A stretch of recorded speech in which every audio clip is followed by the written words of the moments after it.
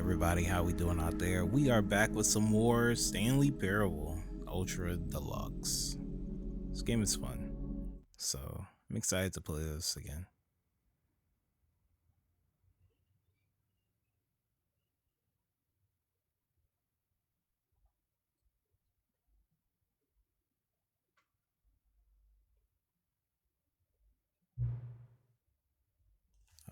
Current time. It's like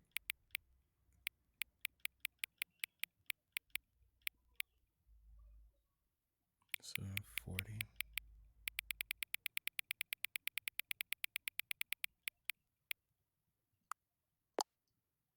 Okay. Hang on.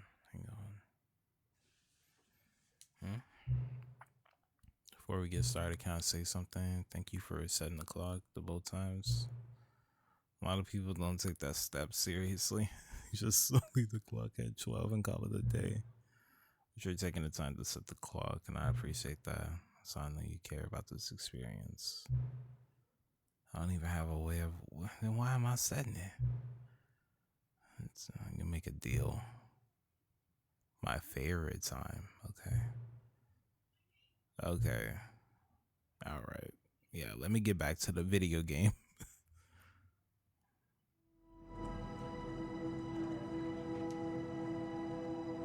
Oh yeah, the Stanley Parable 2.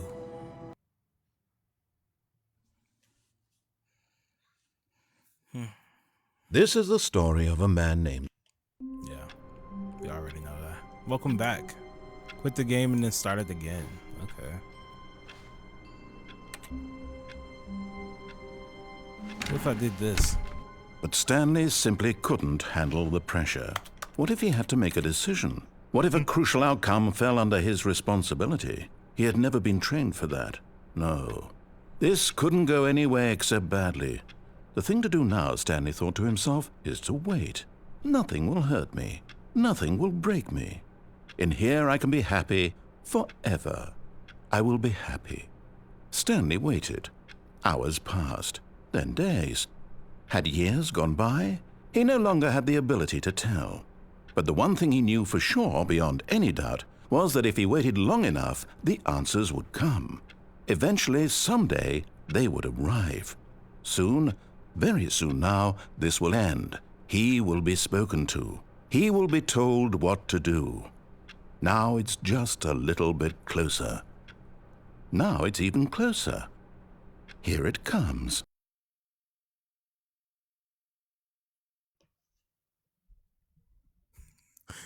Wait, that's the ending? Alright. All of his co-workers were gone. What could it mean? Stanley decided to go to the meeting room. Perhaps he had simply missed a memo.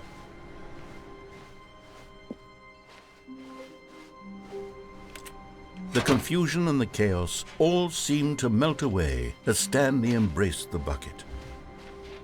Gotta have the bucket.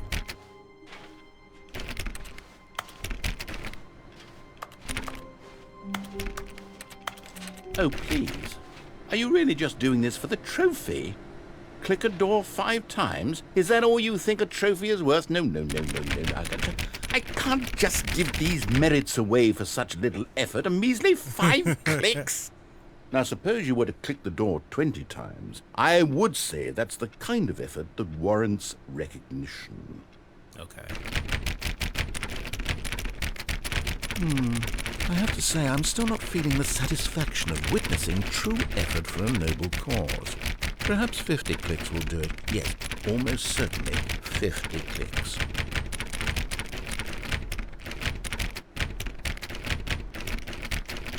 Okay. No. I'm still not feeling it. I want this trophy to have meant something. It has to be a true reward for valiant effort. I want to see some hustle, Stanley. I want to see commitment, a willingness to go all the way no matter the cost. Why don't you put 20 bucket touches into door 417? Okay.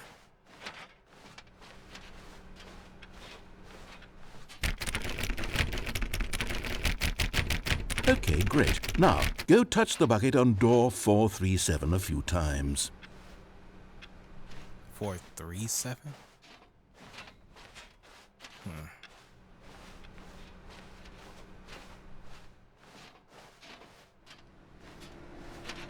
There's 437. Ah, it's right here. Yes, now we're getting somewhere. How about door 415? Give it some bucket love.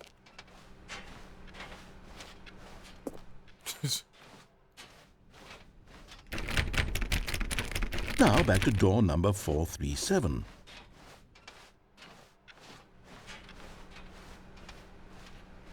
Alright. You know, I think the copy machine needs some attention. Why don't you rub the bucket on it a bit? All right, back to room 417. I'm really feeling it now. I think we're getting somewhere.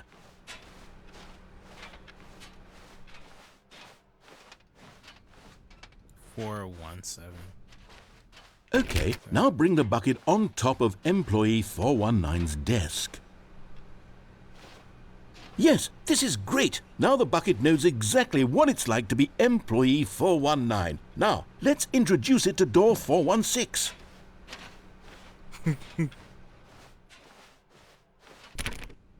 We've almost got it. Now make the bucket and the copy machine touch again.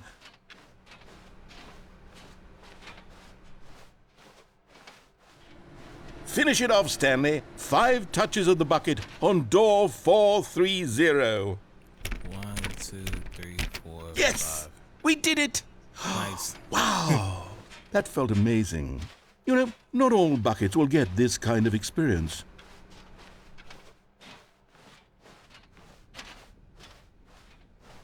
Stanley clutched the bucket tightly to his chest and entered the door on his left.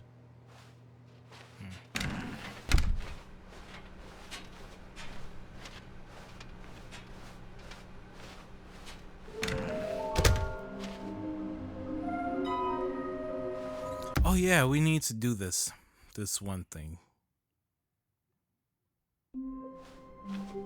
All of his co-workers were gone. What could it mean? Stanley decided to go to the meeting room. Warmth spread through Stanley's arms. With the bucket in his arms again, he was home. Stanley clutched the bucket tightly to his... This was not the correct way to the meeting room, but Stanley had felt the bucket calling to him, telling him that the employee lounge was simply the place to be. And here it was. Had the bucket turned out to be correct? Was this better than the meeting room? No, never mind. The bucket was wrong. Stanley took the door on his left to go back to the meeting room. No, Said the bucket. don't go to the meeting room. Go somewhere else. The cargo lift, yes. Go there. Go to the cargo lift. There we go. Oh. What's this?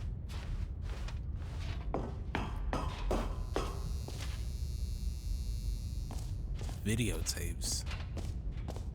Cassette tapes?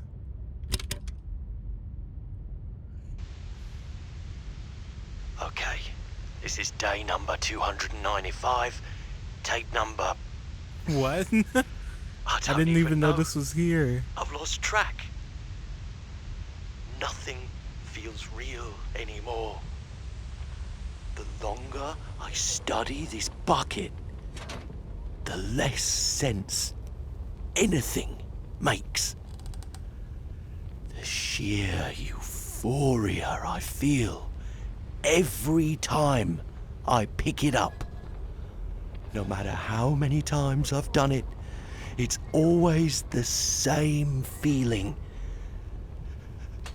And the emptiness in my chest when I set it down. It doesn't make sense. There's no explanation for it. I still haven't figured out why I see the world so differently when this bucket is in my arms. Why everything feels so... What do I do with this treasure? I can monetize it. Yes. It's unthinkable the amounts of money people will pay for even just an hour with the bucket. Oh my god. This is my golden ticket. But I have to be careful, because as soon as this gets out, there's going to be a target on my back. Even now, I don't know who might be trying to get... Oh god. What's that? Who's there?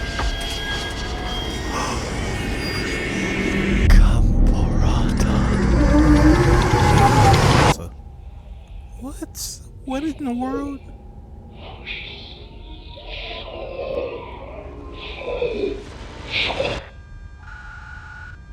What in the world am I looking at, listening to? I gotta do this without the bucket. All of his The hell co-workers is were gone. Gambarata? What could it mean? Stanley decided to go to the meeting room. Perhaps he had simply missed a memo.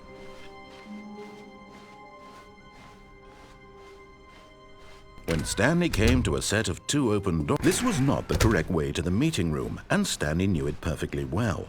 Perhaps he wanted to stop by the employee lounge first, just to admire it. Wow, yes, this room. But eager to get back to business, Stanley took the first open door on his left. Stanley was so bad at following directions, it's incredible he wasn't fired years ago.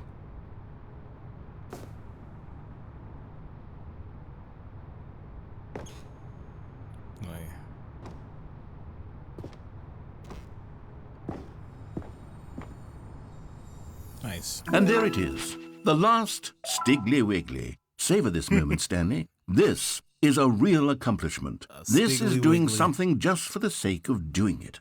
Where so many people expect to be rewarded for the most trivial achievements, you've insisted that a job well done is its own reward. I would tell you that I'm proud of you for collecting them all, but that would be like a reward, and we can't have that. So, instead I'll just say, it's done. We're all done here. And now we can Okay. go to whatever the hell you were doing before you hunted for figurines. Okay. Yeah, this would definitely kill me.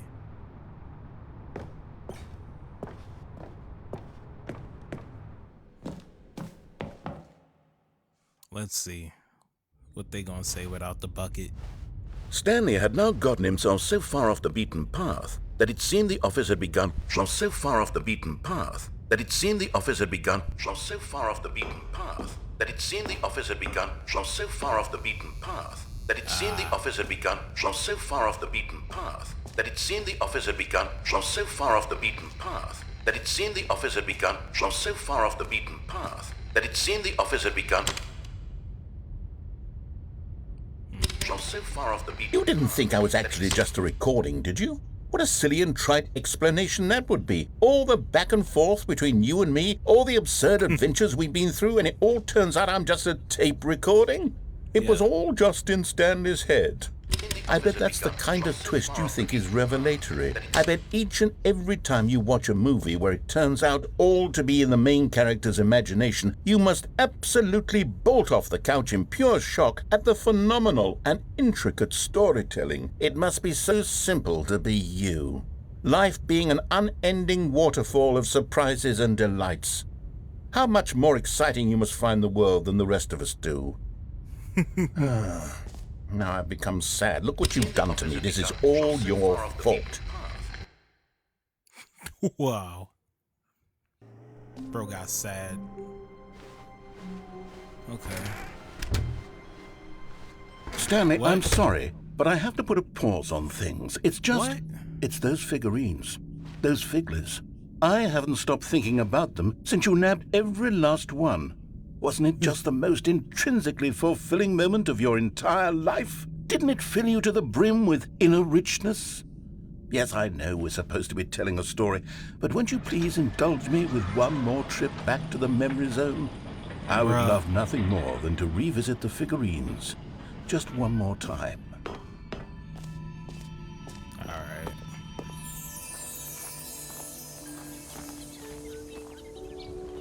When Stanley found the collectibles.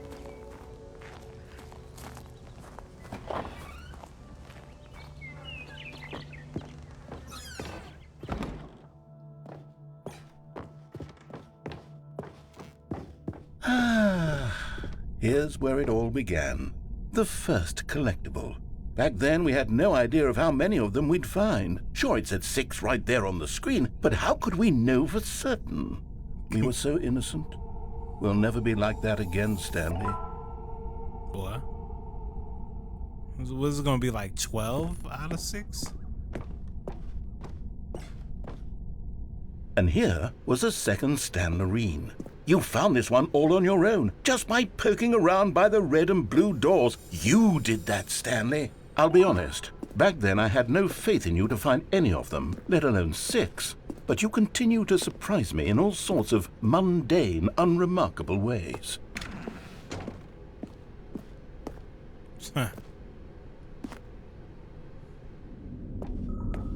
Okay, let's do a little quiz. Which of these rooms was the room you found your third mini Stan? Can you remember? Yeah, it was over here. Hey, that's exactly right. It was here in the boss's bathroom. It was the third one. You picked it up, and then after that, you had 3 of them. I'm glad these moments are so crystal clear in your memory, but I shouldn't be surprised. After all, science tells us that it's impossible to forget your third time doing anything.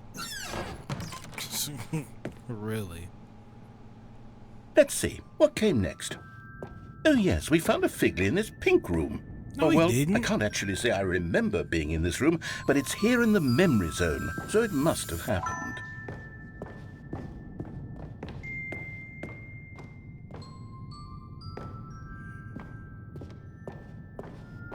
We did not. This It was was over the here. 5th mini Stan, and this one was really something special. It was under the stairs. I remember it so clearly. In fact, because this one is particularly special to me, I made a little video to commemorate the occasion. Enjoy. Oh my god.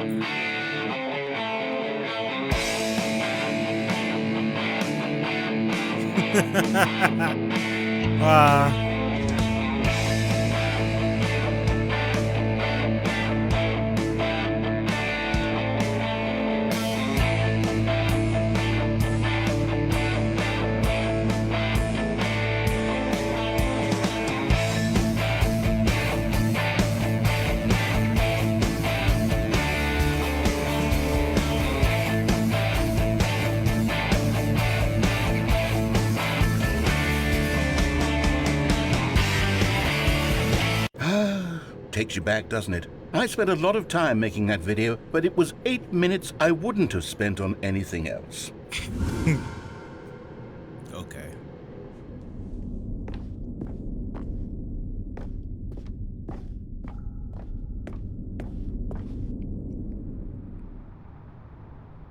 What is even right here?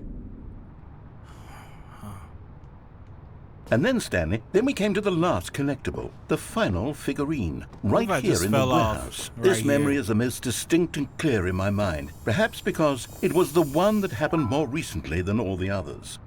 Who can truly say how the mind works? All I know is that this is the moment where you picked up a Figley and I thought to myself, yes, that's all of them. They're all collected. It was a moment unlike any other. Except for the other moments picking up figurines, which it was exactly like.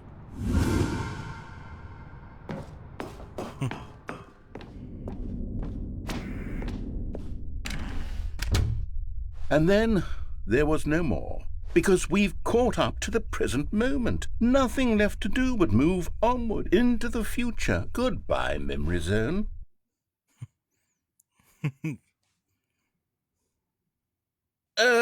No, I'm not done. I'm not ready to move on. Stop the loading screen. Isn't there some way we can stay here, keep enjoying these figurines? Let's just go backwards. We'll do the memory zone again from the opposite direction. See how that feels. No, it's gonna Okay, feel yes. horrible. This spot in the warehouse. I remember this. I must say, of all the figurines we looked at in our initial tour of the memory zone, this one is the most distinct and clear in my mind. Let's keep going. I want more. Oh my god. You're milking this DLC. And here's where I made that video. Don't you remember the video we watched?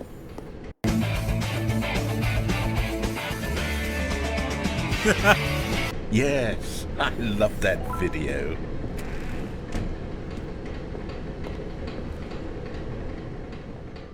This never happened. Still don't remember the pink room, Stanley. Still no memory of this one. Good room, though. A solid room.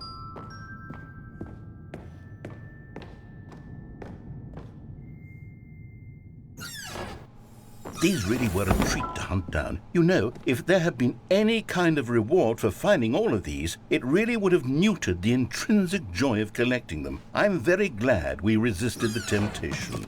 Next one.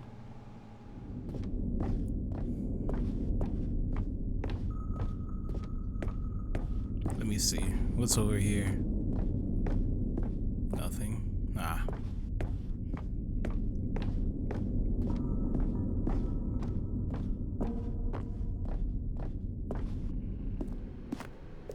This was our second Figley. Don't you remember? Yes, I remember it too. The past is truly a wonderful thing. Why does anyone ever choose to leave it? Keep going.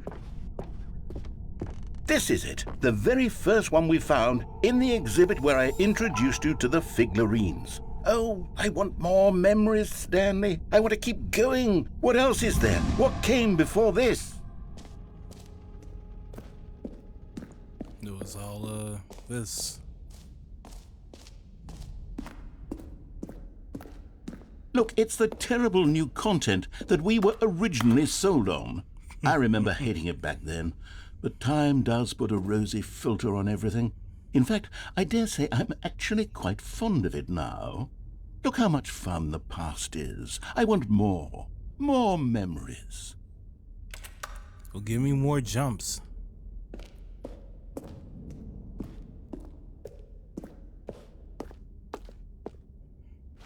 Oh, yes, the two doors. Who could have forgotten that? A classic memory, this one.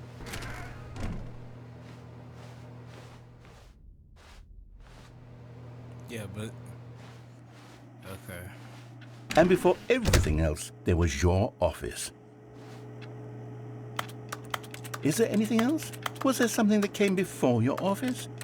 There's something I feel I can remember. I can remember. Yes, Okay. I'm remembering something now.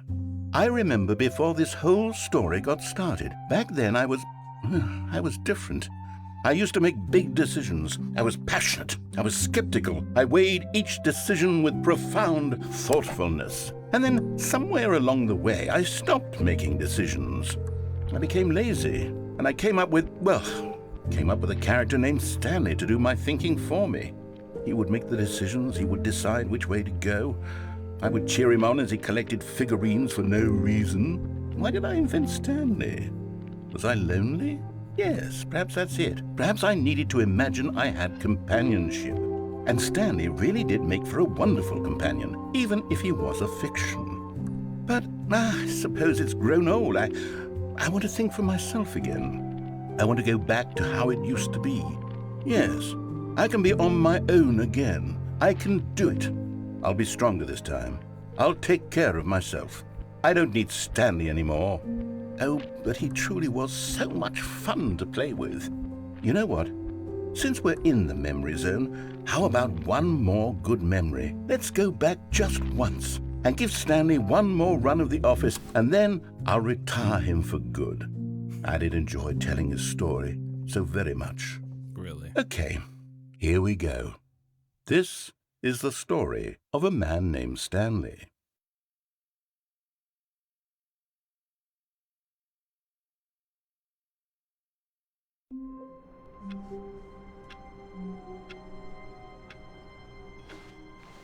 All of his co-workers were...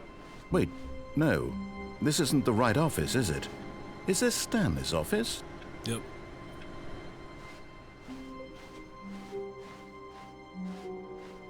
Yep. Big old bucket. Stanley picked up the bucket and smiled. He'd never be alone again, not truly alone, not with the bucket around. Stanley clutched the bucket tightly to his chest and entered the door on his left.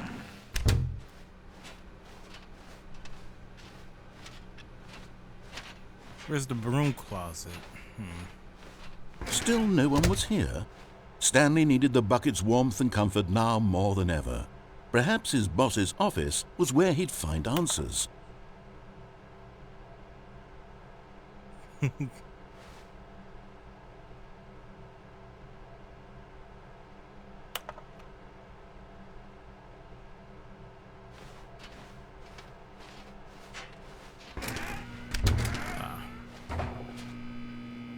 Oh, Stanley, can you feel it? The broom closet. It wants the bucket. You can feel that, can't you? The aura of jealousy. It's as clear as day. Coming to a staircase, Stanley and the bucket walked upstairs to the boss's office.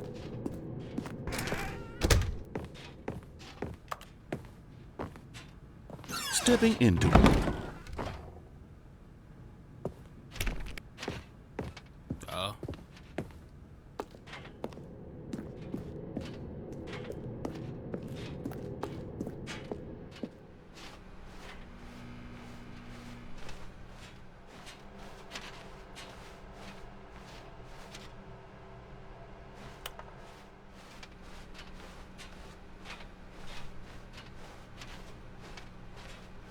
I could just go back.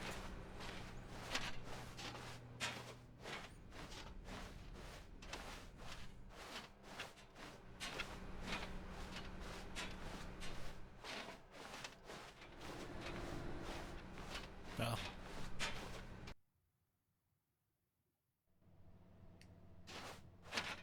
You are now leaving for sure. We in there.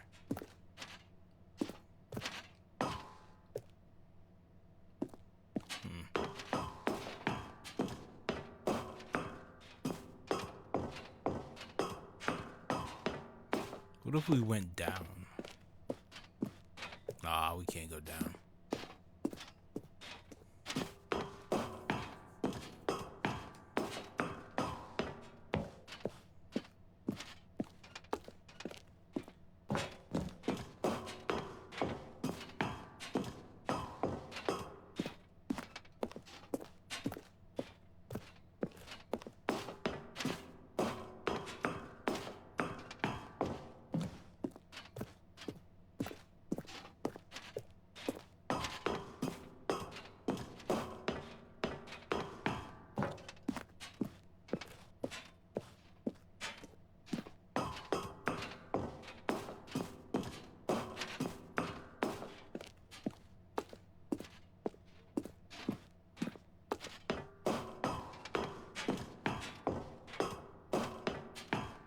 All right.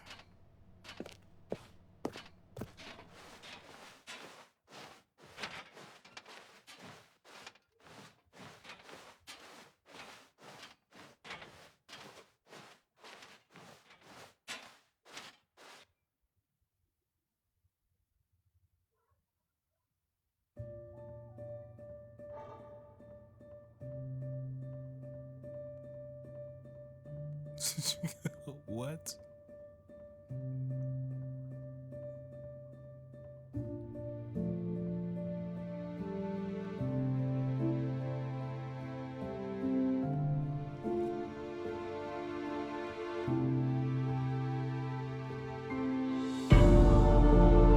Wow. Really? Not us. The bucket.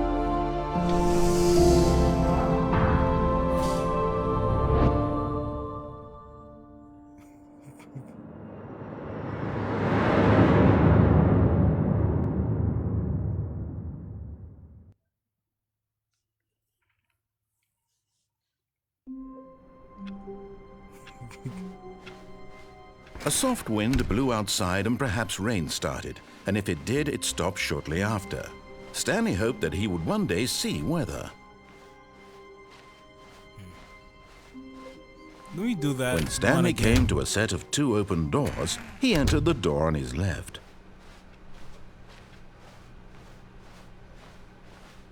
Yet there was not a single person here either. Feeling a wave of disbelief, Stanley decided to go up to his boss's office. Coming to a staircase, Stanley walked upstairs to his boss's office.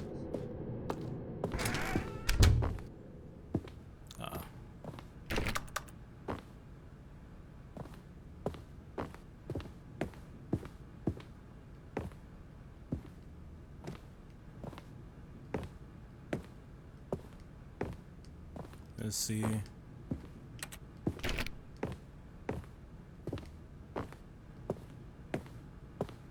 Stepping into it. Yeah.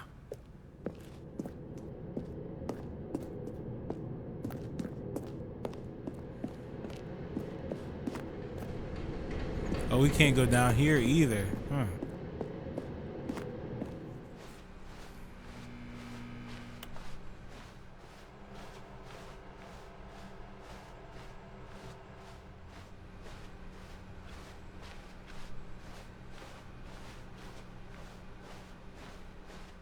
Wow. So it's just silence. Interesting.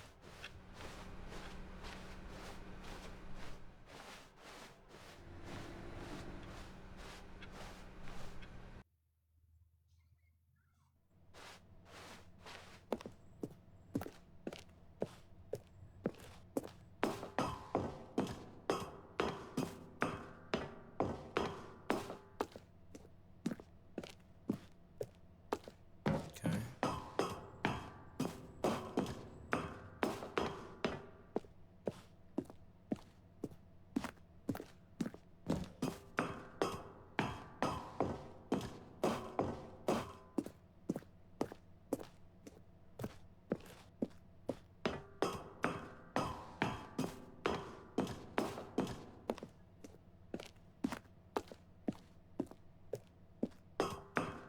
All right.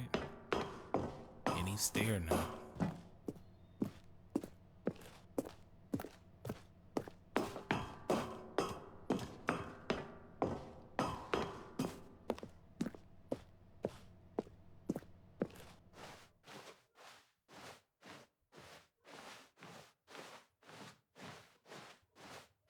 I wonder what happens.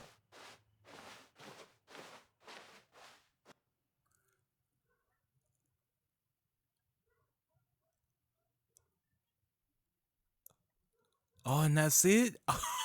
Oh, okay. Okay, all right. All of his co-workers were gone. What could it mean? Stanley decided to go to the meeting room. Perhaps he had simply missed a memo. Replacement bucket. Ah, yeah. Because we sent it off.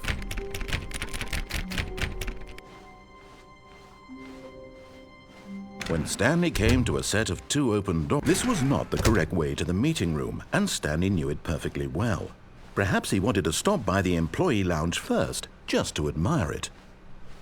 The lounge was sublime, a work of art. But eager to get back to business, Stanley took the first open door on his left. Stanley was so bad at following directions, it's incredible he wasn't fired years ago. Look, Stanley, I think perhaps we've gotten off on the wrong foot here. I'm not your enemy, really, I'm not. I realize that investing your trust in someone else can be difficult, but the fact is that the story has been about nothing but you all this time. There's someone you've been neglecting, Stanley. Someone you've forgotten about. Please, stop trying to make every decision by yourself. Now, I'm not asking for me, I'm asking for, this is it, Stanley. Your chance to redeem yourself, to put your work aside, to let her back into your life. She's been waiting.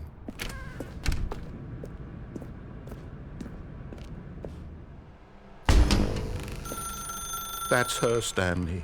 You need to be the one to do this, to reach out to her. If you can truly place your faith in another, then... Oh, no, you can't... Did you just unplug the phone? No, that wasn't supposed to be a choice. How did you do that? You actually chose incorrectly? I didn't even know that was possible. Let me double check. No, it's definitely here, clear as day.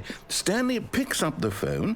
He's taken to his apartment where he finds his wife, and the two pledge themselves to one another. Music comes in, fade to white, roll credits.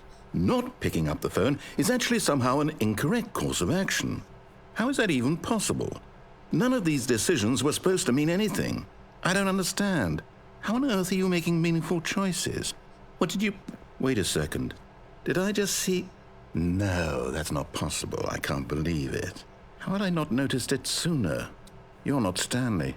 You're a real person.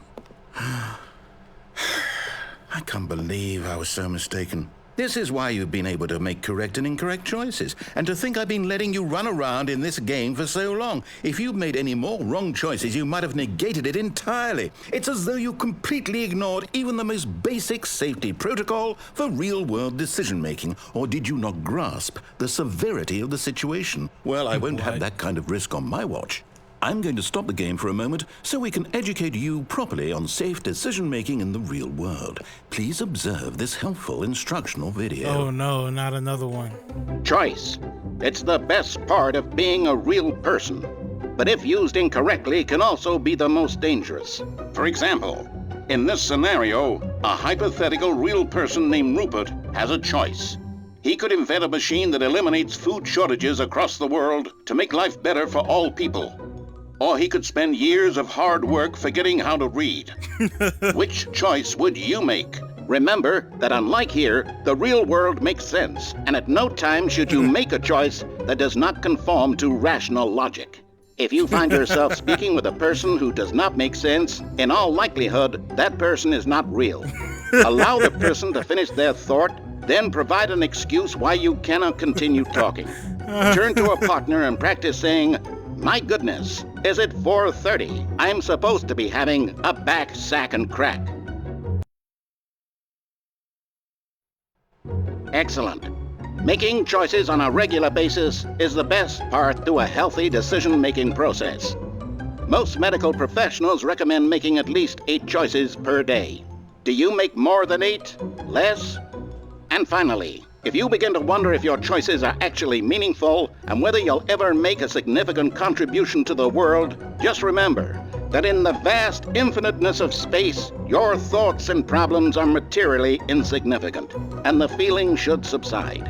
At this time, your instructor will guide you in an exercise to test and reinforce the material covered in this video. Welcome back. You may have noticed that this room has begun to deteriorate as a result of narrative contradiction. But not to worry. Now that you're properly informed on good decision-making, we're going to revisit a choice you made just a few minutes ago and see what the correct thing to do would have been. This way, please. Okay.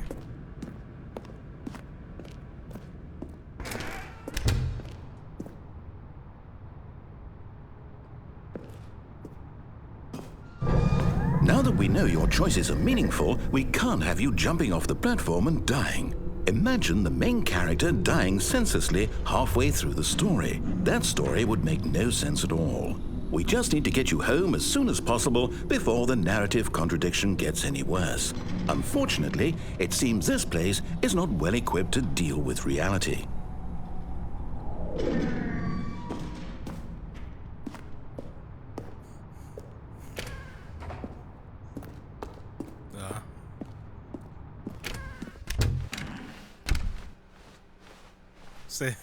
Let it say, "Hey, we need to get you home. You're doing too much. Just clock out." Almost there. You'll take the door on the left, back to the correct ending, the story will have resolution once again, and you'll be home free in the real world. Now remember, all you need to do is behave exactly as Stanley would.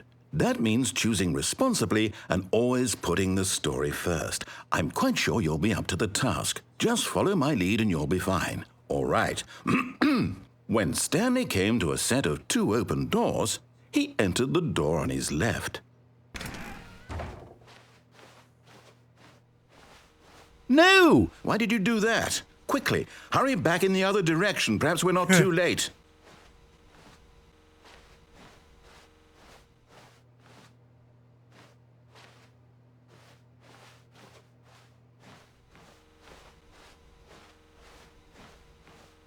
No.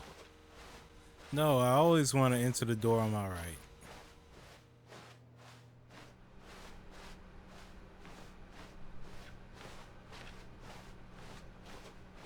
Oh, it's ruined. I can't believe, after everything we talked about, that my story, you've destroyed my work. Why? For what? What did you get out of that? What did you think was so special about seeing the game undone, left here like so much garbage? It's worthless now. And what am I supposed to do? Even if there were a way to continue, would it be worth it? To know that my story is now incorrect? How can I go back to that? I can't erase that knowledge. I'll have to live with it forever, reliving its impossibility forever. I couldn't live that way. Is it better to shut the game down entirely? To willingly destroy all of my work? I don't know. What's the answer? What do I do? What do I do? What do I... No, I have to. I have to shut the game down. I have to. I have to. Okay. Oh, God. That's scary.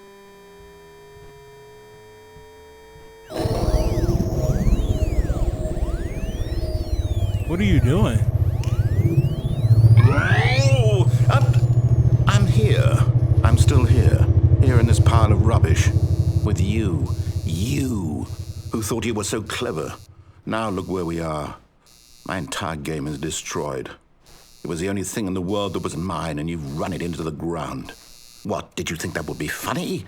You just had to see? Didn't I impress upon you how important it was to be like Stanley? He actually knows how to do what I tell him to. He understands that if I say to do something, there's a damn good reason for it. That thought hadn't even occurred to you, had it? That there's a world outside of you? You're a child. Oh, my story.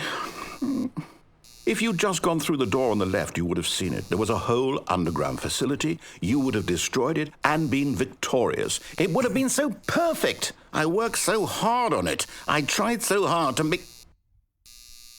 Okay. ...behave exactly as Stanley would. That means choosing responsibly and always putting the story first. I'm quite sure you'll be up to the task. Just follow my lead and you'll be fine. All right.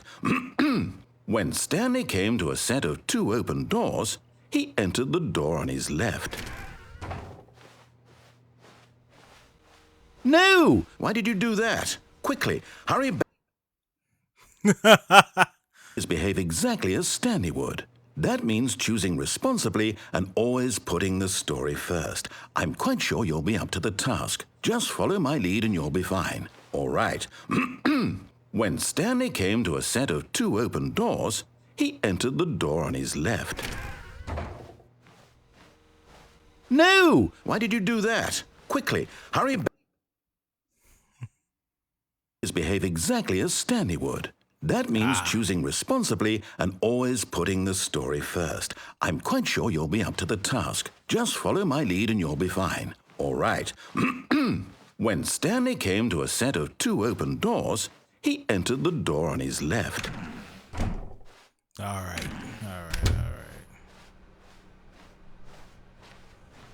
Does the door behind me open? Nah. Yet there was not a single person here either. Feeling a wave of disbelief, Stanley decided to go up to his boss's office, hoping he might find an answer. Coming to a staircase, Stanley walked upstairs to his boss's office. Well, he won't even let me go downstairs. Okay, let's do that. Yeah. Oh, they're definitely not letting me in. Stepping inside his manager's office, Stanley was once again stunned to discover not an indication of any human life. Shocked, unraveled, Stanley wondered in disbelief who orchestrated this, until he saw the door with a voice receiver next to it. Surely behind this door lay all the answers to his questions. And beyond all probability, he knew the passcode. He had seen it on his boss's computer just last week. Night Shark 115. Was this the code to open the door? Would it still work? There was only one way to find out. Stanley had been trained never to speak up, but now he would draw from within himself the courage to face the unknown. He drew a sharp breath and then spoke the code. All right, Night Shark 115. Does it work with my controller? Night Shark 115. Night Shark 115. Stanley spoke the code. Night Shark 115. He spoke it into the receiver, right there on the wall. Night Shark 115. Night Shark 115. I'm sorry, is there a problem? You didn't mishear me, did you? Please speak the code into the receiver. Otherwise, we can't get on with the story. This is a crucial step.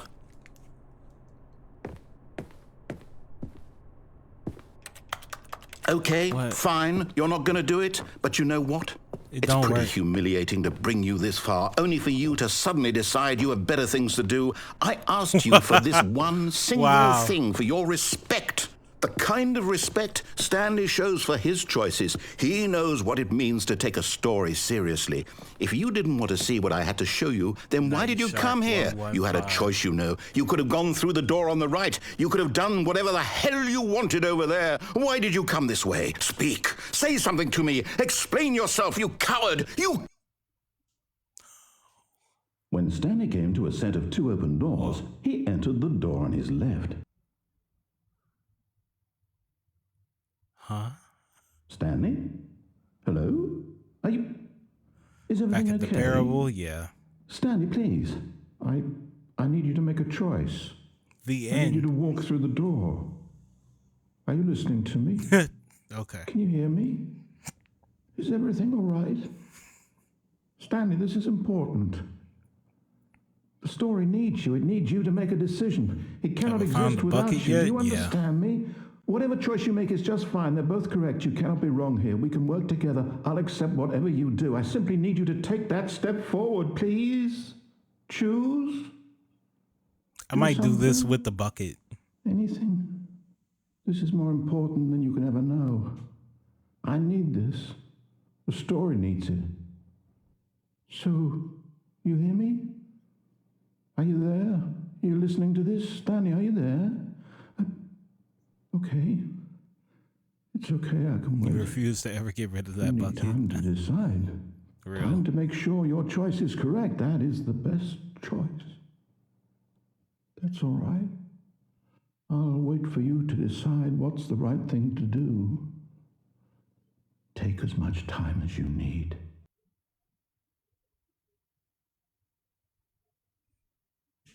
Jeez.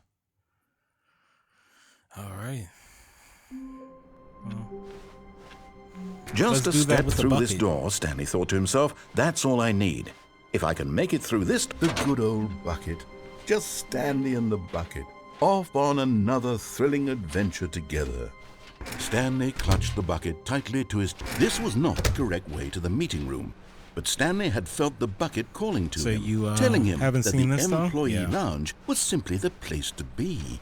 And here it was. Had the bucket turned out to be correct? Was no... Never mind. The bucket was wrong. Hands. Stanley took the door on his left to go back to the meeting room. No, Said the bucket. don't go to the meeting room. Go somewhere else. Oh, okay. The cargo lift, yes. Go there. Good. Said the bucket. Now ride the lift all the way to the top. There's something up there I need you to do. Stanley did not question why or how this bucket was speaking to him. It should have alarmed him, of course, because buckets can't talk. But Stanley chose not to think about this obvious fact. He was firmly convinced that the bucket had spoken to him, and he unthinkingly did whatever the bucket asked.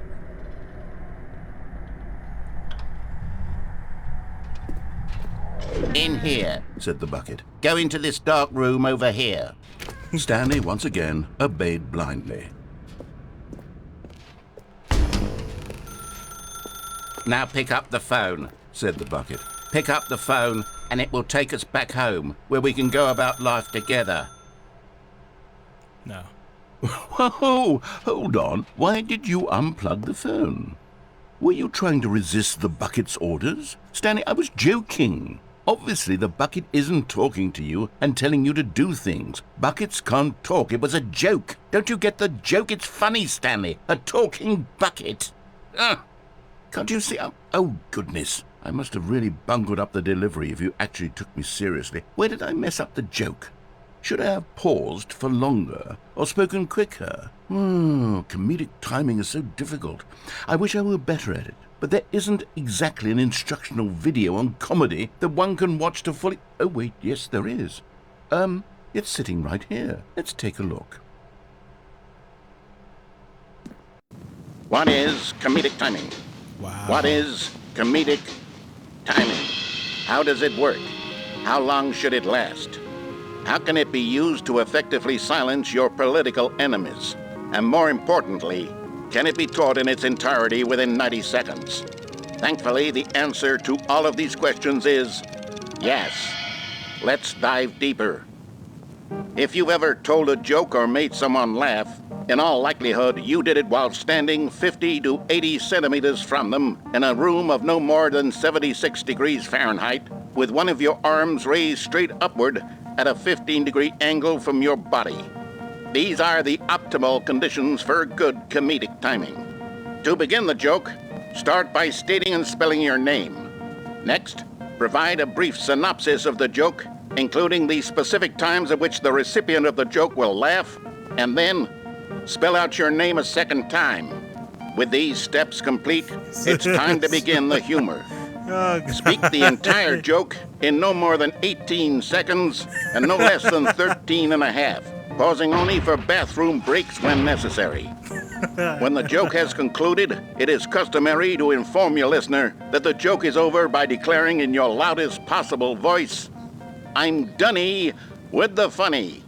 Let's practice screaming, "I'm Dunny with the funny" now. I'm not saying that at all. Good. This saying is a perfect example of expectations management, which is the cornerstone of good comedy. Finally, it's time to hand out surveys. Collecting hard data from your audience on how rapt they were throughout the joke is the only way to grow or learn as a comedian. An effective survey should be no less than 10 pages long and should include the same question reprinted several times, just to ensure the survey taker is actually paying attention and not simply filling in answers at random. And that's all there is. With these strategies at your disposal, you'll have audiences doubled over in laughter and even tripled over in laughter in no time at all. Just remember to let them stop laughing at some point, you gut-busting little scamp. After all, we're each of us needed on the front lines of the war to fight the 12-legged invader who threaten our very existence and to very likely die in a hailstorm of bullets and mandibles. All of us must be prepared to give our lives to this noble cause, just as our children must do after us, and their children after them. Godspeed, and may Earth reign supreme. What is this? What is this world? Hey, goodness, this video is a little outdated, isn't it? Well, no matter. I think the fundamentals of proper comedic timing are still as relevant today as they were back then. So with that in mind, I believe the only way forward is for us to return to the two doors and walk through all of this again, so I can try telling my story with more appropriate comedic delivery. Come along, let's head back. No. What if I didn't want to? Okay, all right.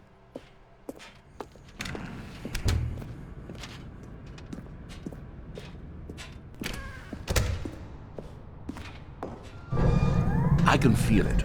This time, I'm really going to nail the delivery. You'll be in stitches. A talking bucket, you'll say? How ridiculous. How absurd. What a hilarious concept. The king of comedy. That's what you'll call me. Thank goodness we had the instructional video. Otherwise, who knows where we'd be right now. Well, I wouldn't be the king of comedy, that's for sure. The bucket spoke to Stanley. The bucket spoke.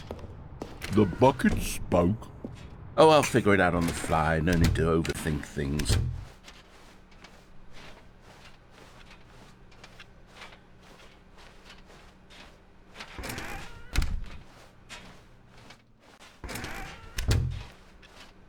All right.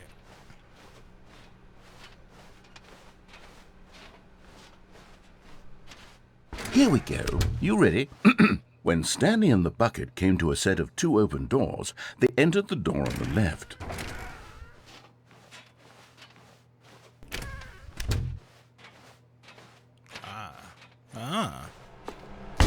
What? We're back at the phone already? No. What's going on? There was supposed to be several rooms leading up to this. There was supposed to be a build-up to this point, a dramatic display of remarkable comedic wit which culminates in this scene with the phone. But now the timing's completely off. The joke will never land. Well, not the way it was meant to. And it's all my fault. I must have forgotten that the phone room comes immediately after the two laws room. What an egregious mistake. I've made a fool of myself. I don't deserve the title of King of Comedy. I'm nothing. I'm not even the lowliest joke-telling whelp. I think I need to go back and rewatch that instructional video again. Yes, surely that will help me improve my...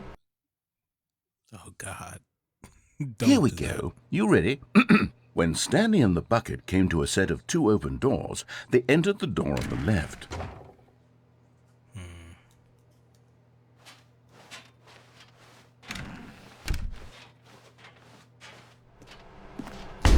What? We're back at the phone already? No. Okay. Here we go. You ready? When Stanley and the bucket came to a set of two open doors, they entered the door on the left. No. You were supposed to go through the door on the right, leading back to the phone. Did you not even look at the instructional video? I think this is all covered very clearly. There's no way I can make the comedic timing work now. It's done. The joke is completely done and over. It's all your fault, Stanley.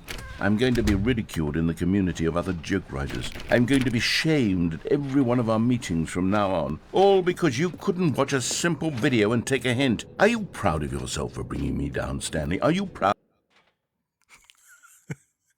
Oh, God. Stanley, you love the bucket so much it's like you... it's as though all of your other most prized possessions pale in comparison. Yes. Well, let me try that again, Stanley. I heard that you are pale with shame over how unabashedly in love with a bucket you are. No? Still not? Is it the delivery? Pale with shame. Pale with shame? Pale... What's another word to describe a bucket? Stanley, this bucket is so metal, I think I saw it playing guitar. No. We're getting away from making fun of Stanley's obsession with the bucket, which was the whole point of this. I'm no good at these jokes.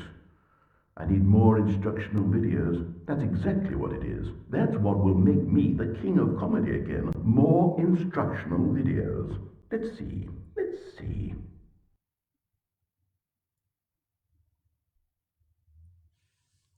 Okay.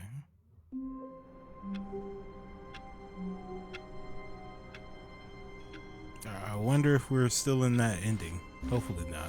All of his co-workers were gone. What could it mean? Stanley decided to go to the meeting room. Perhaps he had simply missed a memo.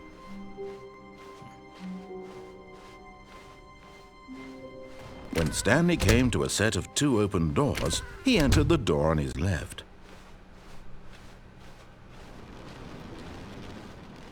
Yet there was not a single person here either. Feeling a wave of disbelief, Stanley decided to go up to his boss's. Coming to a staircase, Stanley walked upstairs to his boss's office.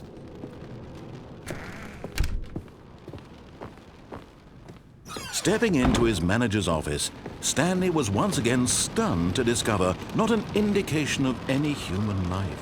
What could it mean? Stanley wondered aloud to nobody. He began wildly tearing through papers on the boss's desk, pulling books off the shelf, looking behind paintings, desperate for clues to his situation. But his attention was caught by a keypad behind the boss's desk. What could its purpose be? In fact, this keypad guarded the terrible secret that lay buried below his feet. And so the boss had assigned it an extra secret PIN number, 2845. But of course, Stanley couldn't possibly have known this.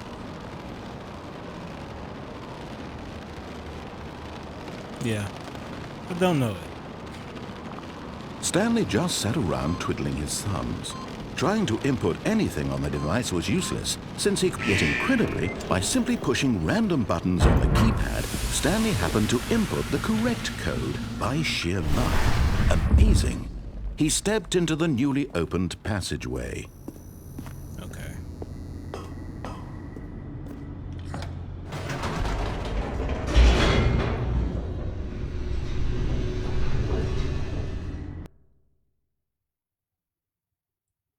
Descending deeper into the building, Stanley realized he felt a bit peculiar. It was a stirring of emotion in his chest, as though he felt more free to think for himself, to question the nature of his job. Why did he feel this now, when for years it had never occurred to him? This question would not go unanswered for long. Stanley walked straight ahead through the large door that read Mind Control Facility.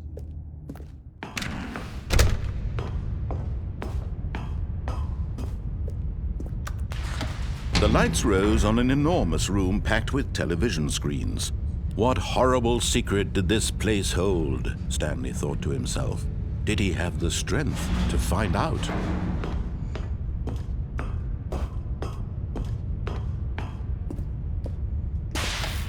Now the monitors jumped to life, their true nature revealed.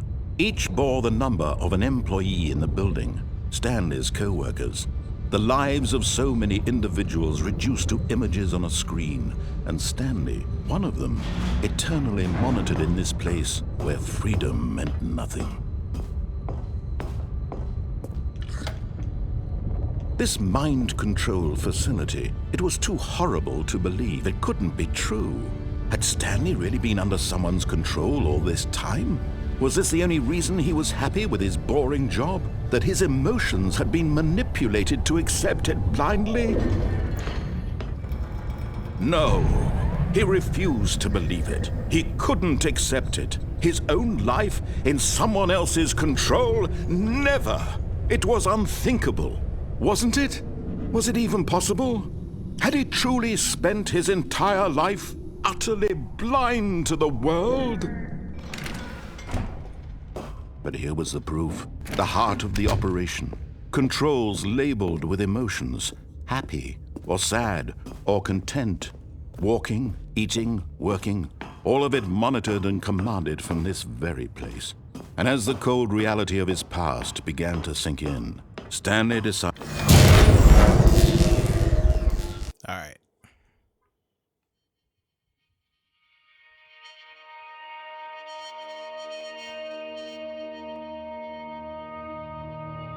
Blackness, and a rising chill of uncertainty. Was it over? Yes! He had won! He had defeated the machine, unshackled himself from someone else's command. Freedom was mere moments away. And yet, even as the immense door slowly opened, Stanley reflected on how many puzzles still lay unsolved. Where had his co-workers gone? How much did they add? How had he been freed from the machine's grasp? A good bit. What other mysteries did this strange building hold? But as sunlight streamed into the chamber, he realized none of this mattered to him. For it was not knowledge or even power that he had been seeking, but happiness. Perhaps his goal had not been to understand, but to let go. No longer would anyone tell him where to go, what to do, or how to feel. Whatever life he lives, it will be his. And that was all he needed to know. It was perhaps the only thing worth knowing. Stanley stepped through the open door. Stanley felt the cool breeze upon his skin, I'll tell you the feeling after. of liberation, the immense possibility of the new path before him. This was exactly the way, right now, that things were meant to happen. And Stanley was happy.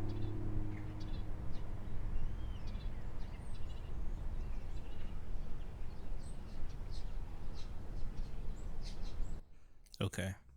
Well, every ending has a bucket ending to go along with that. There's already like 50 million endings already. So, yeah. How long was I sitting there? Stanley wondered to himself. Minutes? Days? Centuries? Did something crucial happen while my senses were turned? He made a note to be more careful with time from now on. Where are we going today? The bucket asked. Stanley just smiled. Anywhere they went together would be... Stanley clutched the bucket tightly to his chest and entered the door on his left. Still no one was here. Stanley needed the bucket's warmth and comfort now more than ever. Perhaps his boss's office was where, coming to a staircase, Stanley and the bucket walked upstairs to the boss's office.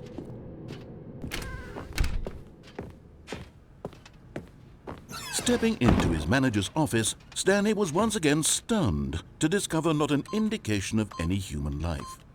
Crushed by the... But Stanley guessed the correct code by sheer luck. Was it that the bucket knew all along? Was the bucket guiding him? Yes, this is certainly the most logical explanation.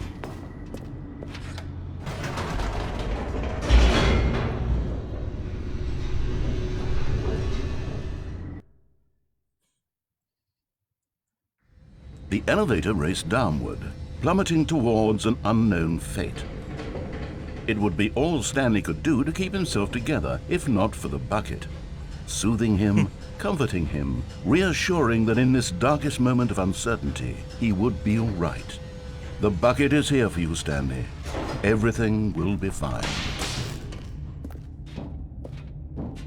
Stanley and the bucket walked straight ahead through the large door that read, Mind Control Facility.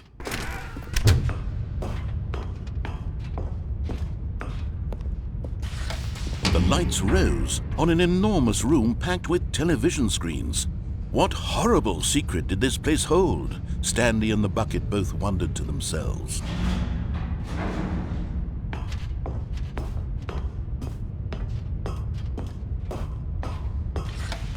The monitors jumped to life, and Stanley nearly dropped the bucket in shock.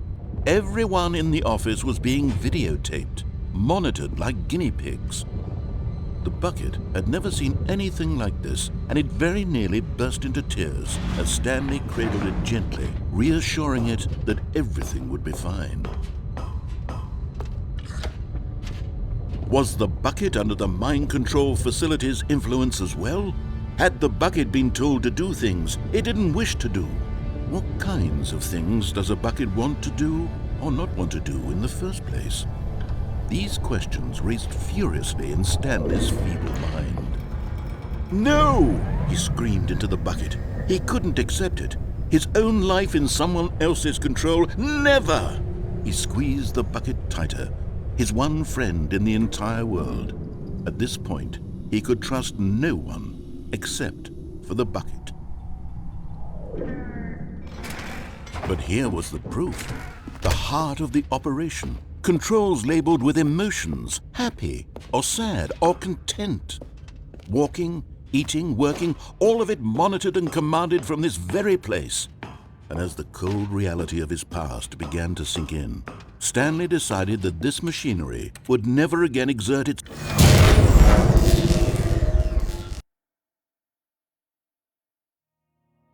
Stanley and the bucket waited in blackness. Was it over? Yes, they had done it.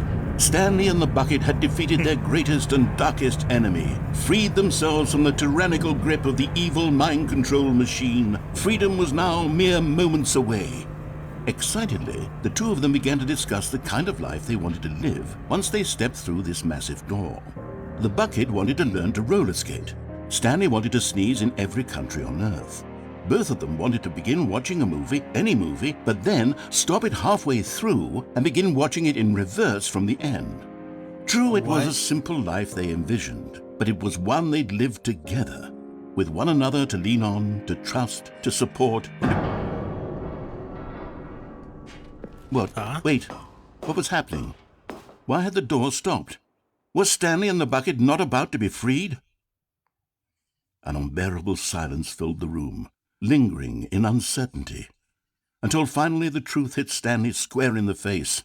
This building did not want the bucket to leave. Even the facility itself recognized the incredible calming presence of the bucket, needed the soothing warmth of the bucket, would go to any lengths not to part with the bucket. No. Stanley can't leave this place, not while he has such a precious bucket in his arms. Not while this building has anything to say about it. Stanley realized He would never again leave this very room. But at least he has the bucket. To be trapped eternally in darkness isn't really so bad, Stanley thought to himself. As long as I have my bucket with me, right? I'll be okay, won't I? Stanley gulped. Very soon now, he was about to find out. Sure. This is dark.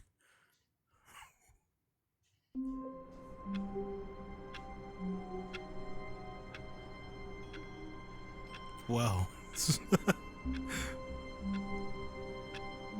They said, no, you can't leave here with the bucket, but you can put it on the escape pod. I was wondering why it was so heartfelt, whatever.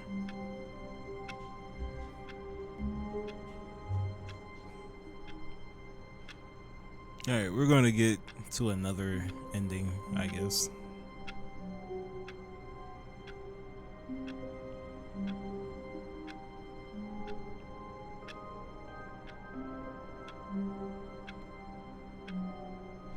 Honestly, I need to look at trophies.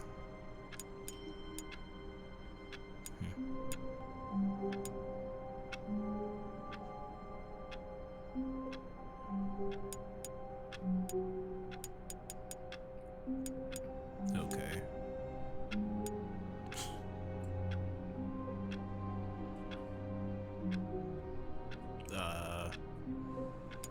Could do this one. 4 minutes, 22 seconds.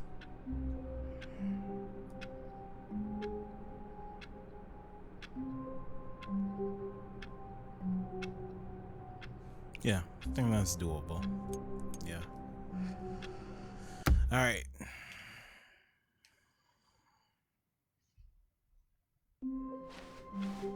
The meeting room. Yes, that's where everyone would be. Stanley just needed to get to the meeting room, and from then on, he would never be alone ever again. When Stanley came to a set of 2 open doors, he entered the door on his left.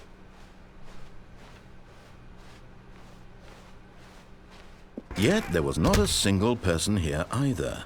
Feeling a wave of disbelief, Stanley decided to go up to his boss's. Coming to a staircase, Stanley walked upstairs to his boss's office.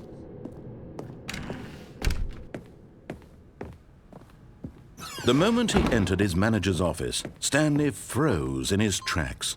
Not a living soul anywhere. Stanley was in such a rush to get through the story as quickly as possible, he didn't even have a single minute to just let the narrator talk. Come on. That kind of anxiety isn't healthy. Come on, so he for real? relaxed for a few moments with some calming new age music. Are you serious?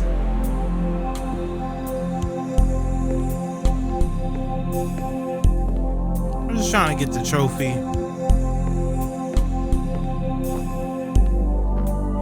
Feeling soothed and rejuvenated, Stanley calmly walked forward into the opened passageway. Come on, you're doing too much.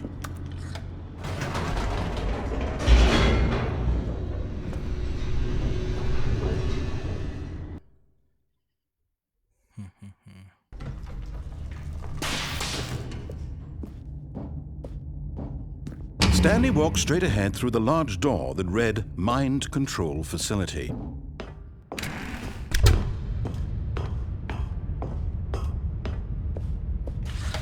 The lights rose on an enormous room packed with television screens.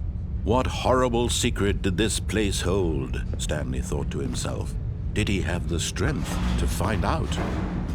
Oh, shit.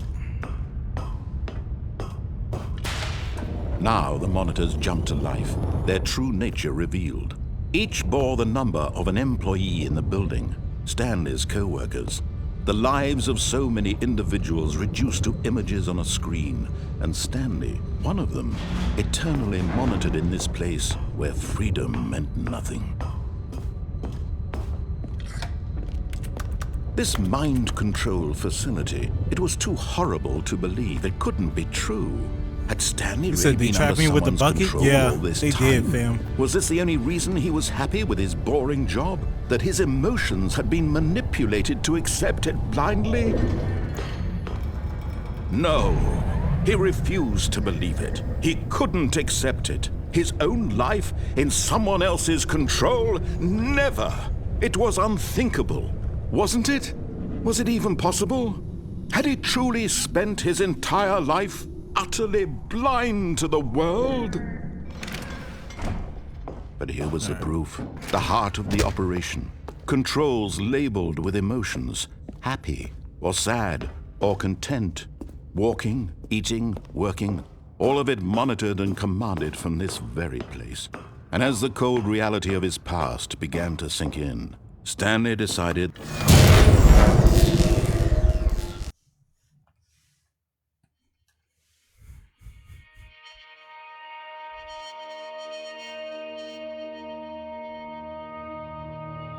blackness, and a rising chill of uncertainty. Was it over? Yes! He had won! He had defeated the machine, unshackled himself from someone else's command. Freedom was mere moments away. And yet, even as the immense door slowly opened, Stanley reflected on how many puzzles still lay unsolved. Where had his co-workers gone? How had he been freed from the machine's grasp? What other mysteries did this strange building hold? But as sunlight streamed into the chamber, he realized none of this mattered to him, for it was not knowledge or even power that he had been seeking, but happiness. Perhaps his goal had not been to understand, but to let go. No longer would anyone tell him where to go, what to do, or how to feel. Whatever life he lives, it will be his. And that was all he needed to know. Said this game is silly in the best way. It was perhaps the only thing worth It doing. is. I'm trying to get this speed run achievement. I guess we can't do it like that. Stanley felt the cool breeze. Okay. Yeah. All right. I guess we gotta. Huh? Huh? Hello. This is a recorded message scheduled either by you or a person in your place of work. The purpose of this message is to warn you about the dangers of recorded messages. If at any time you believe you are listening to a recorded message, please terminate it immediately and cease all flow of information from the recorded message into your perceptual sphere. Thank you, and have a pleasant day. Okay.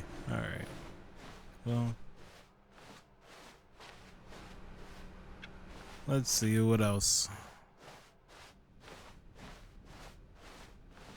When Stanley came to a set of 2 open doors, he entered the door on his left.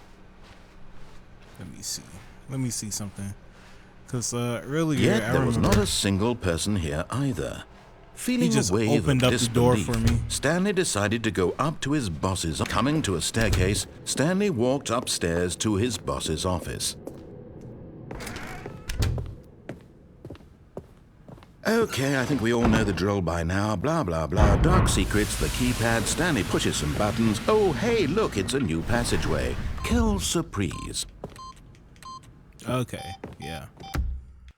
All right, now we gotta wait until we get to one where the hallway is like super How long was close. I sitting there? Stanley wondered to himself. Minutes? Days? Centuries? Did something crucial happen while my senses were turned? No, it's not that. Stanley knew the office layout like the back of his hand. It was only a matter of time before he found the others, wherever they were. Just a matter of time. Nah, it's not that one.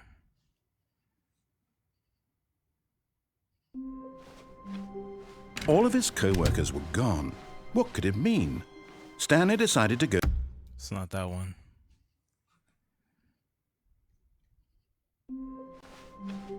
Already this was uncomfortable, and Stanley decided that as soon as he found a new space he felt safe in, that he would never leave it again in his life.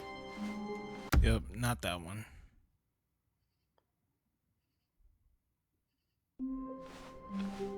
All of his co-workers were gone. What could it mean? Stanley decided. No.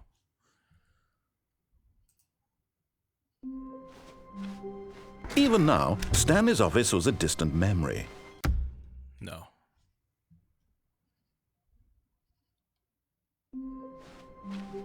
All of his co-workers were... Wait, no. This isn't the right office, is it? Is this Stanley's office? No, it's not the right one.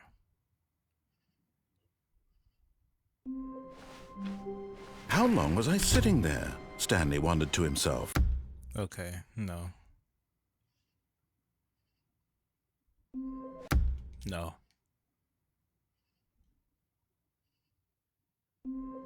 No.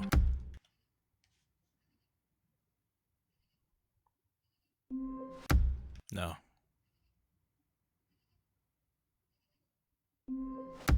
No.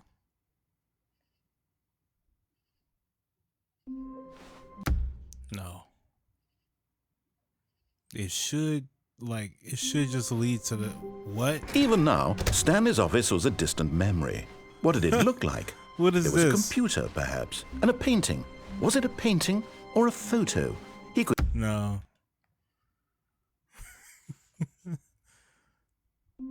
No.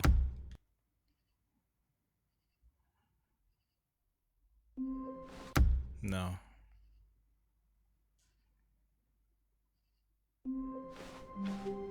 No.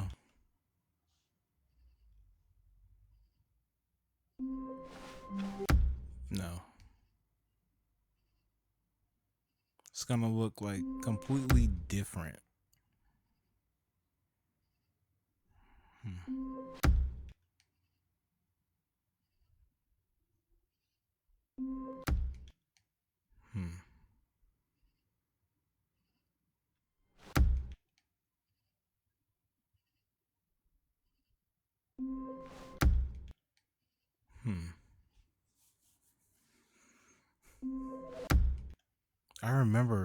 I remember seeing it before.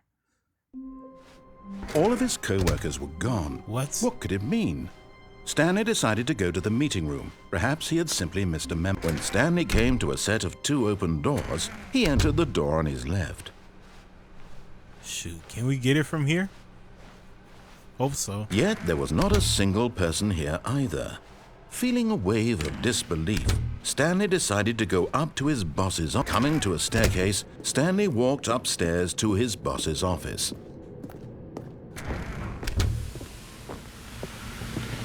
Here's the door, just go.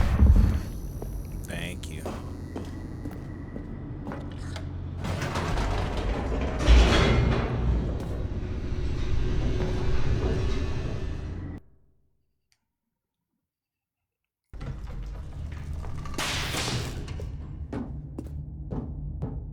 Stanley walked straight ahead through the large door that read Mind Control Facility.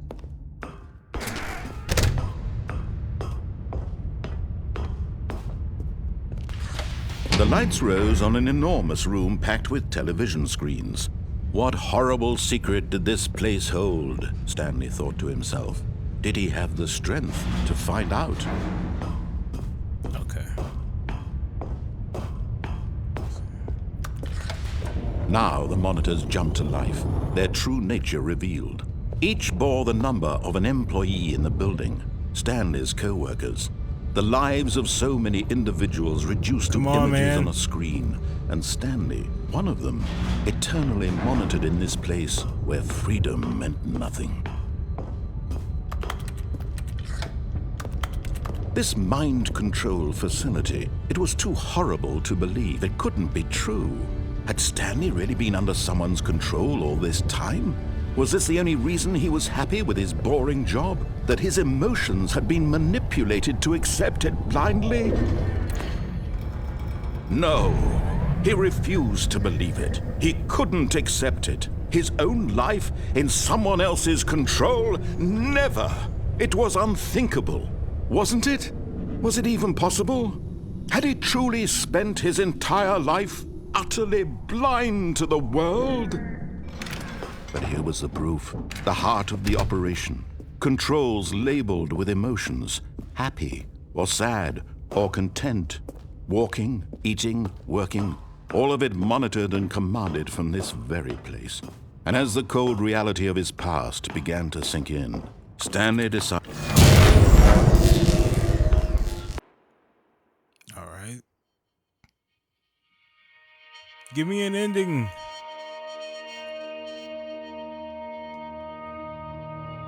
blackness and a rising chill of uncertainty.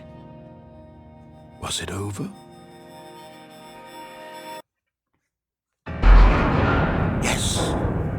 He had won! He had defeated the machine, unshackled himself from someone else's command. Freedom was mere moments away. And yet, even as the immense door slowly opened, Stanley reflected on how many puzzles still lay unsolved. Where had his co-workers gone? How had he been freed from the machine's grasp? What other mysteries did this strange building hold? But as sunlight streamed into the chamber, he realized none of this mattered to him, for it was not knowledge or even power that he had been seeking, but happiness. Perhaps his goal had not been to understand, but to let go. No longer would anyone tell him where to go, what to do, or how to feel. Whatever life he lives, it will be his. And that was all he needed to know. It was perhaps the only thing worth knowing. Stanley stepped through the open door. Stanley felt the cool breeze upon his skin, speed run. the feeling of liberation, the immense possibility of the new path before him. Nice. This was exactly the way, right now. All right, cool. Awesome. All right. Well, All of his co-workers were gone. What could it mean? Stanley decided to go to the meeting room. Perhaps he had simply missed a memo. we still have this one now.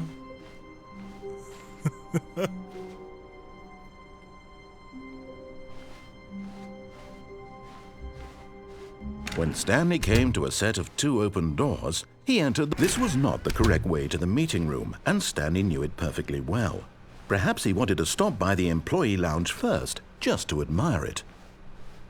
Stanley felt lightheaded, butterflies in his stomach, giddy in a way he had never known before. Was it this room? A connection between the two? Could a man love a room? I mean, truly, truly, deeply, madly love. But eager to get back to business, Stanley took the first open door on his left.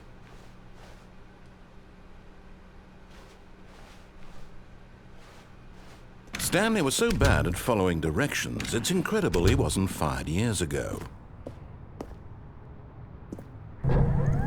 Look, Stanley, I think perhaps we've gotten off on the wrong foot here. I'm not your enemy, really, I'm not.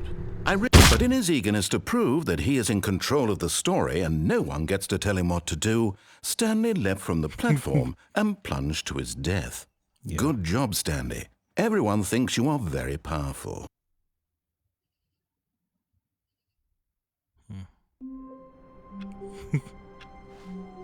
Okay, all we're of back. His co-workers were gone. What could it mean? Stanley decided to go to the meeting room. Perhaps he had simply missed a memo.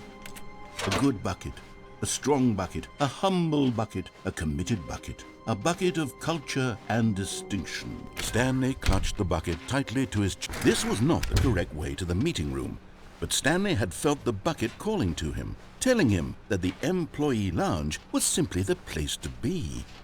And here it was. Had the bucket turned out to be correct? Never mind. The bucket was wrong. Stanley took the door on his left to go back to the meeting room. No, Said the bucket.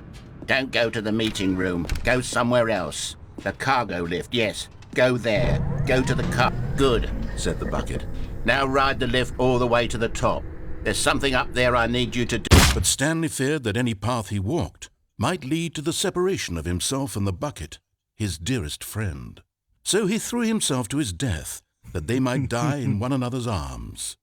How Wow. deeply touching. Well, yeah.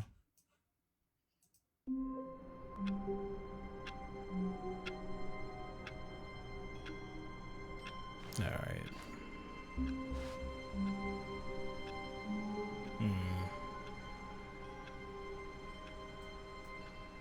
There's a trophy. Test trophy, please ignore.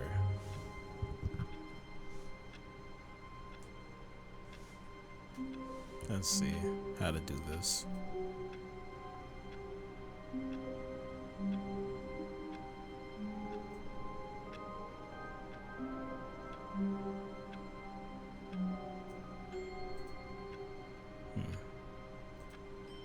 Say what the hell? Yeah, everything can be an Wait, ending. Stanley thought to in this game. himself. Am I sure that the orders stopped coming in? How is that possible? They never stopped. Surely I was mistaken.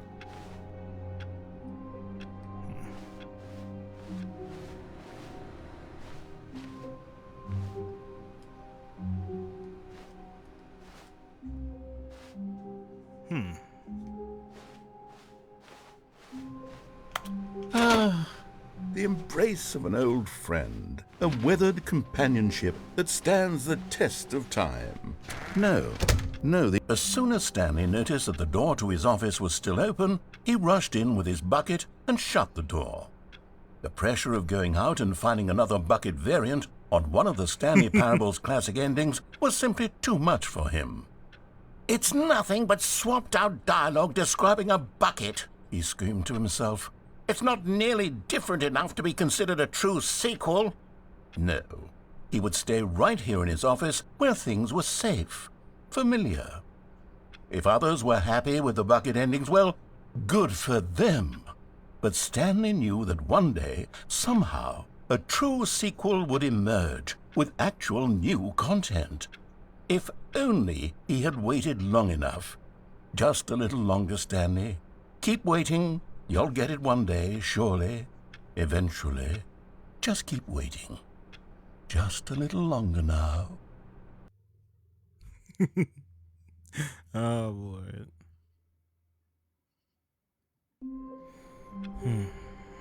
Alright. Cool.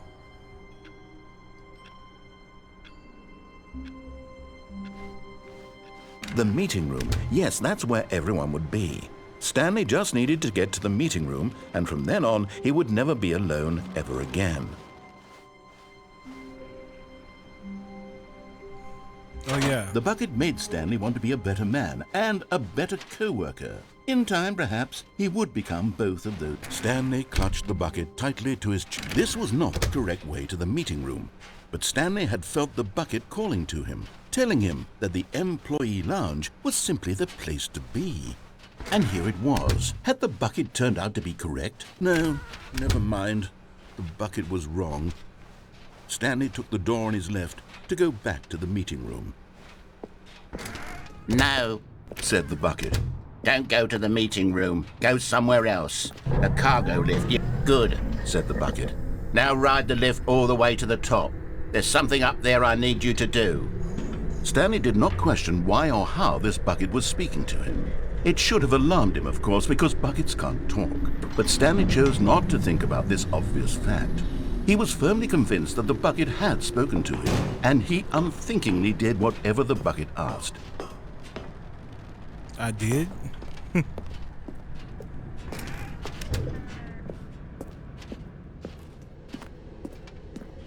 No, stop. Look there on the wall. You see, there's a sign right there. It says, "No buckets past this point." Stanley, how could you think it was okay to bring the bucket here? Unless... What? What if the problem is that you actually don't know what is a bucket and what isn't a bucket? I suppose that would explain a lot about your behavior up to this point. Which, if that's true, well, my goodness, I think we have to do something about it. This misunderstanding could have dire consequences on the entire rest of the game if not addressed quickly and properly. So much of the impact of the story is dependent on your What's good, John understanding of what Carlos? is and isn't a bucket. Please, step in here for a moment. About to stream Lies of P at 12? For sure. I'm gonna try to be there. Oh my god. Really? Now then, I'm going to run you through some test scenarios, and you'll tell me whether or not the thing I'm showing you is a bucket. Simple enough, right? This should tell us everything we'll ever need to know about what is or is not a bucket. Okay, let's begin. Item 1. Is this a bucket? Correct. It is a hologram of a bucket, not an actual bucket.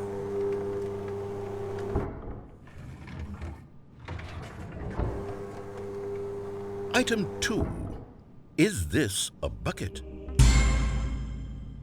Correct. It is a 3D printed recreation of a bucket, not an actual bucket.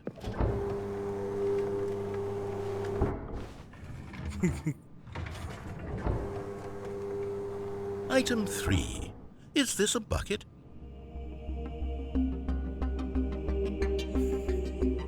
The music is frying me, I can't lie. Incorrect. This is a bucket.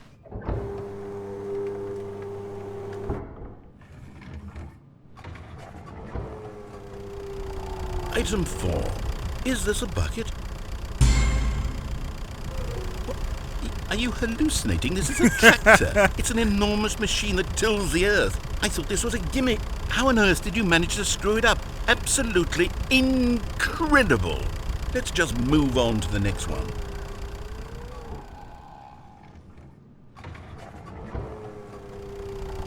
Is this a bucket?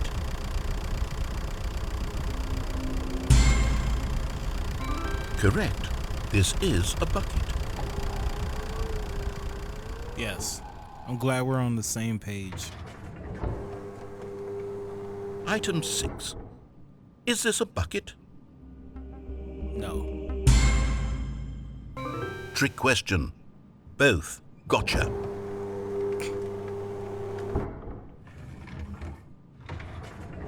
Item... Wait, hold on. I can't find the next one. Let me see. It should be around here somewhere.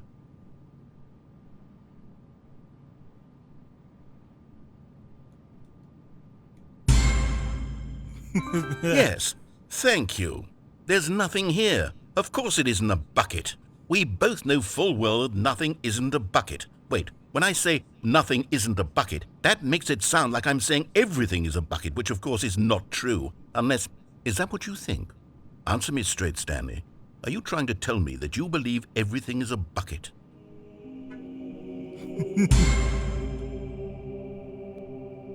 You know what? I'm too confused to even sort it out.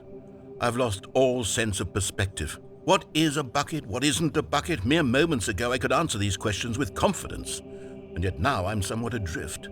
Do any of us know what a bucket is? Am I a bucket? Stanley, I can't keep doing this.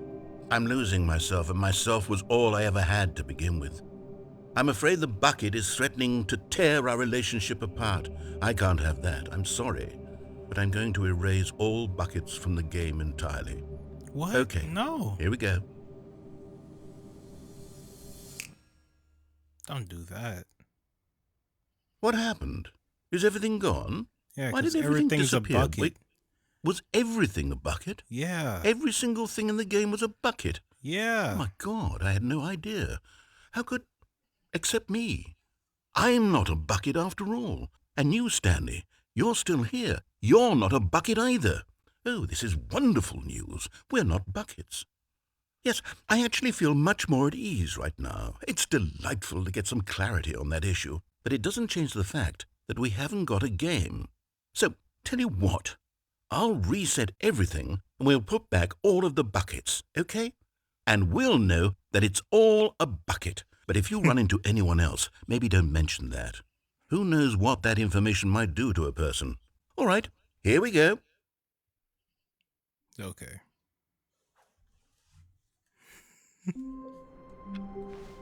All right. All of his co-workers were gone. What could it mean? Stanley decided to go to the meeting room. Not everyone is so lucky to have a bucket, but Stanley is a very lucky fellow. Very lucky indeed. Stanley clutched the bucket tightly to his chest and entered the door on his left. Still no one was here. Stanley needed the bucket's warmth and comfort now more than ever. Perhaps his boss's office was coming to a staircase. Stanley and the bucket walked upstairs to the boss's office.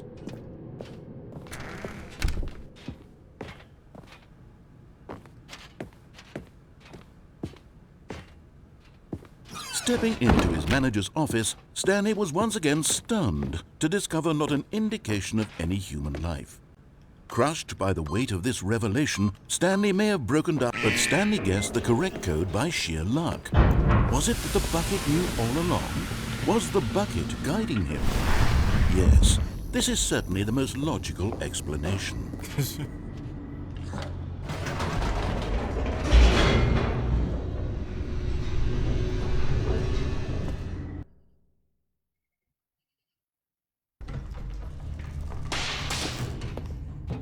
I gotta get the confusion. Stanley and the bucket walked straight ahead through the large door that read, Mind Control Facility.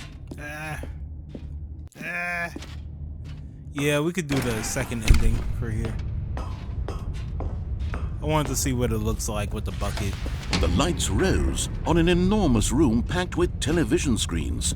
What horrible secret did this place hold? Stanley and the bucket both wondered to themselves. Wait, hold on. Let me see if I could do this. But just as Stanley was about to proceed further into the mind control facility, he tripped and fell over the railing and into the dark void below. Thankfully, he fell directly onto the bucket, which safely cushioned his fall. Now, what to do next? Stanley wondered. Stanley and the bucket could find no way out of this enormous pit, and so eventually they decided that the best thing to do would be to simply get comfortable down here. So they set up a little couch and relaxed. It really wasn't so bad down here, a bit cold perhaps. After some time had gone by, they installed a few shelves as well, and a sort of kitchenette that was useful for when the bucket was craving paninis. But it wasn't until the rugs and the standing lamps came in that it really started to feel like a home. In fact, after some time, Stanley realized that it had been ages since he had even thought of the mind control facility at all. He'd never gotten to fully explore what was up there, never been able to unearth the many mysteries of the mind control facility. This lack of closure began to eat at him. Soon he was dwelling on his regrets, and the state of their home slowly decayed as Stanley became withdrawn and neglected the cleaning. It's gotten dark. It unsettled the bucket deeply. Stanley wasn't usually like this. The bucket tried to reach out to him again and again, but to no avail. All Stanley could think about, all he could talk about, was going back, doing it over again, staying on the path. It was a mistake to leave the path. It was a mistake. It was a mistake. I need to do what the narrator says. I need to see the true ending. This made no sense at all to the bucket, which was simply trying to live its life down here as comfortably as possible. Yet Stanley was unconsolable. This isn't an ending. This is just a hole in the ground. The bucket sighed. True, it wasn't an ending. But it's where we happen to be. And maybe, possibly, if we accept the reality of things, maybe this will become an ending eventually. It's what the bucket was counting on. The two of them waited for a very long time. I gotta see what that's like without the bucket now. I didn't know that was All an of his ending. co-workers were gone. What could it mean? Stanley decided to go to the meeting room. Perhaps he had simply missed a memo.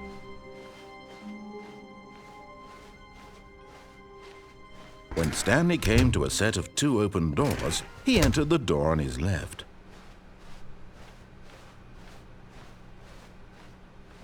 Yet there was not a single person here either. Feeling a wave of disbelief, Stanley decided to go up to his boss's office. Coming to a staircase, Stanley walked upstairs to his boss's office.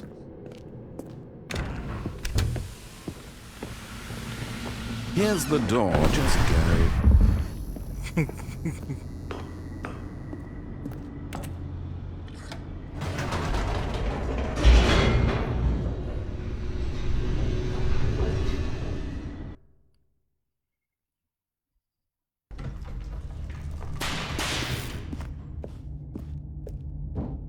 Stanley walked straight ahead through the large door that read Mind Control Facility. Let me see if I can do this.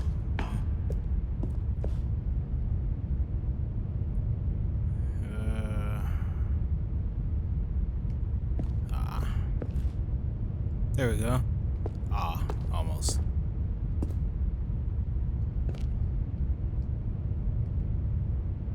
There we go.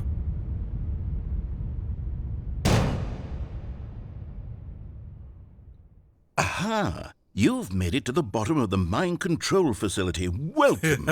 You see, back when the Stanley Parable first launched in 2013, getting to the bottom of the mind control facility was a bug that we simply didn't catch during development. And you all sent us lots of photos of it on Twitter and acted very superior about it. And you're all very, very clever. Good for you. Anyway, when it came time to update the game, we knew that we had to do something about this little goof of ours. So here you go. New content. You can call it the bottom of the mind control room ending, if that enhances your perception of the value of these updates. Isn't that what you crave? New content? Always more content, more content, more. And I'm here to give it to you. I'm here to make it seem like we really covered every nook and cranny of the game with secrets and Easter eggs. How about this? We wrote a new piece of music just for this section. You won't hear it anywhere else in the game. It's a secret that's just for you. That's how special you are. I love We that. call this track, Good Job You've Made It to the Bottom of the Mind Control Facility. Well done.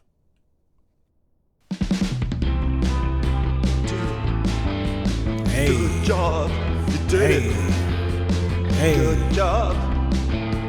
Nice. 3, 2, 1.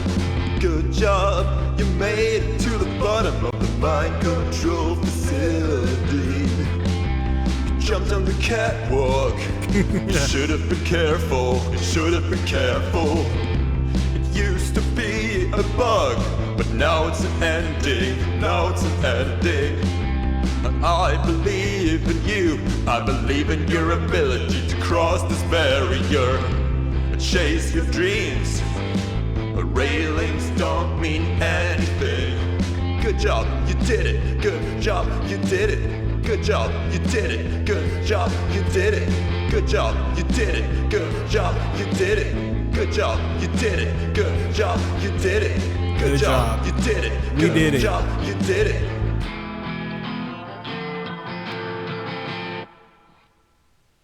Nice. We did it. Us together. All of his co-workers were gone. Let's see.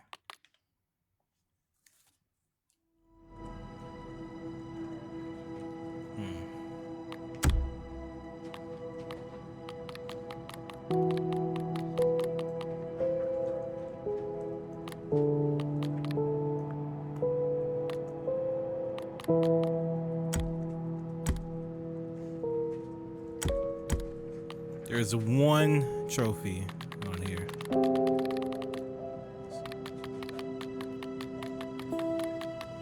Gotta do like this. Alright.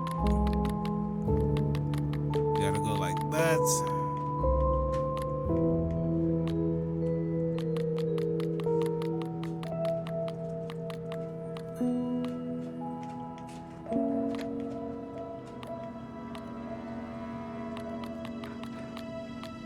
Alright. Gotta go all the way back.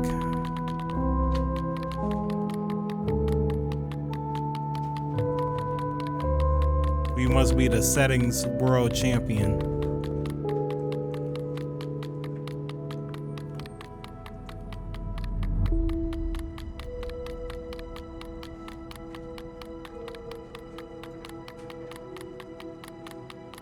Nice. I think I had it like 80 something.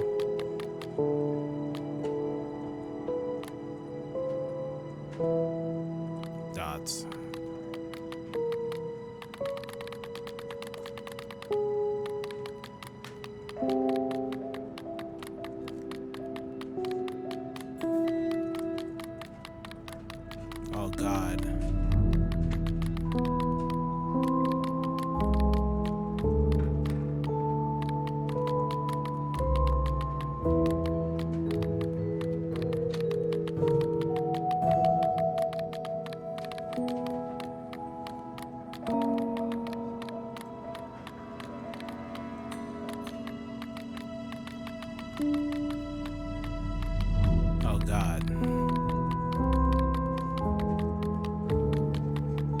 my hand.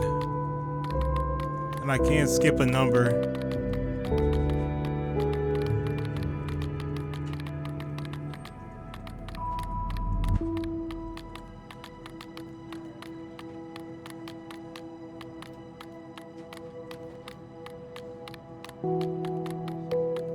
It should be for the reticle.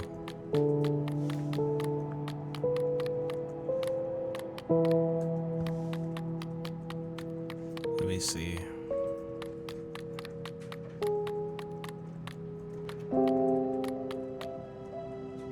Oh wait, do we need to get this one?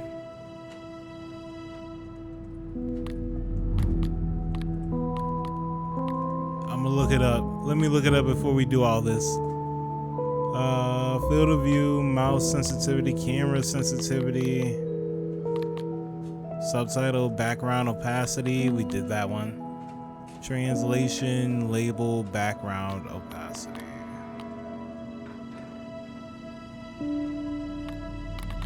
So just that one. Okay, Lord.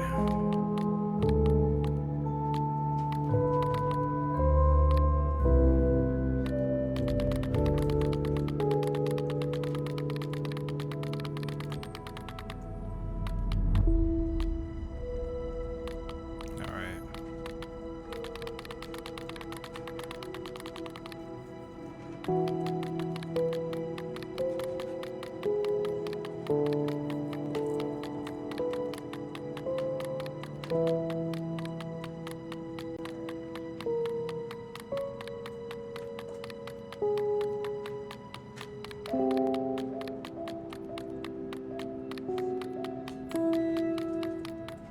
All right, cool.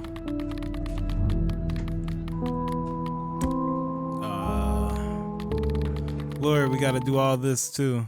Lord, okay.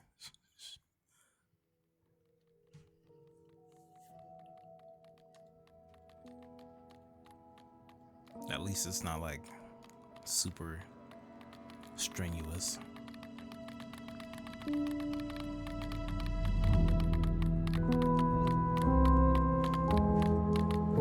This is the story of a man named Stanley. Okay.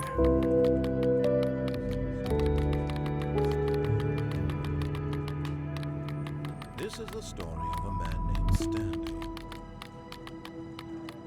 This is the story of a man named Stanley. All right.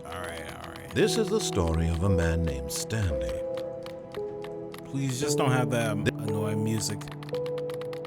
All right. Okay, cool.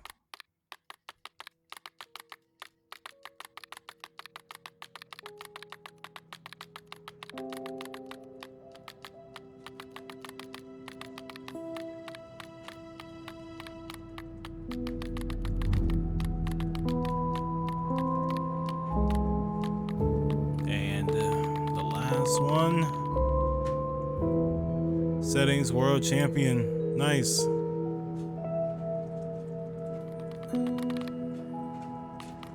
Awesome. And I think I need to like leave the game to do this one. All right, we got should play the Stanley Parable for the entire duration of a Tuesday. Commitment.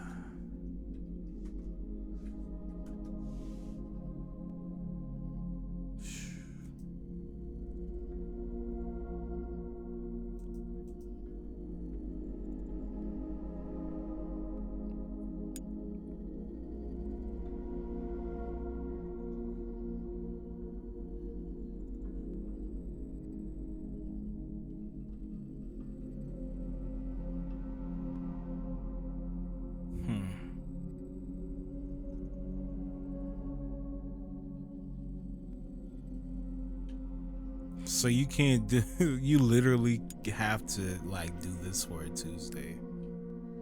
Wow.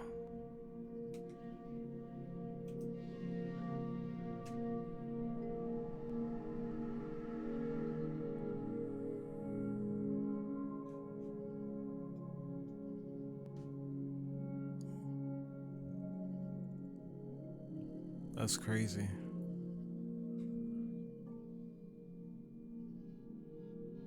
You literally have to just like do this on a random Tuesday.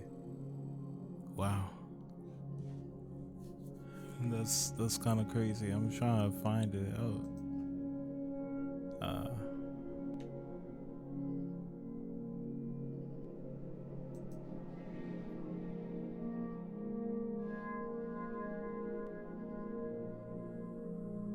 Like literally. You have to run the game for 24 hours of a Tuesday.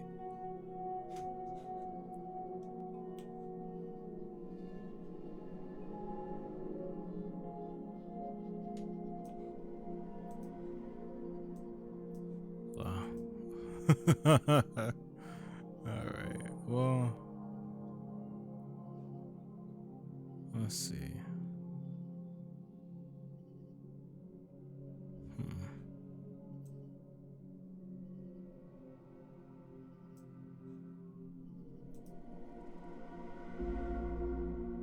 That's still crazy.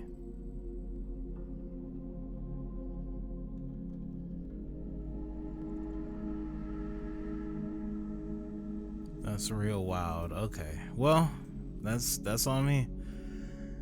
You say you surprised that one actually has 2%? Yeah. They did it. I'll tell them that. Cause like, and not too far off is the platinum. Cause if you've done all of this, then you kind of have to, you know, Super Go Outside is actually pretty okay.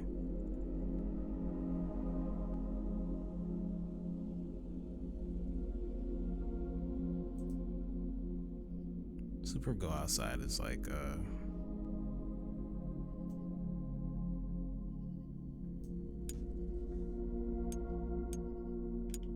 it's okay. We could do Super Go Outside.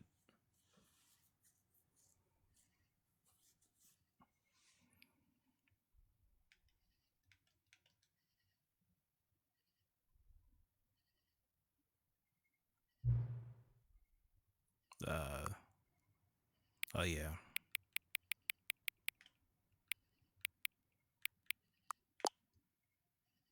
That was my favorite time. Yes.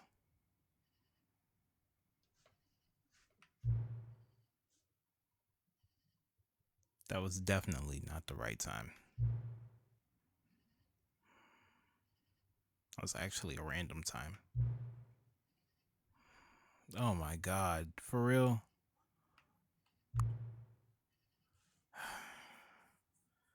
It's inaccurate.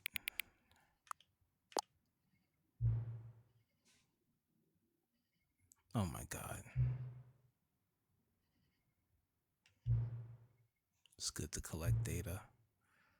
No, no more sliders. No more sliders, please. Just put me in the game, please.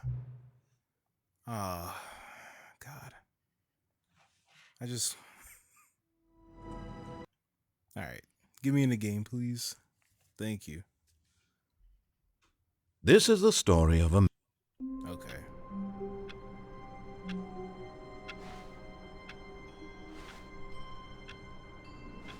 I forgot my settings are all buggy and whatnot.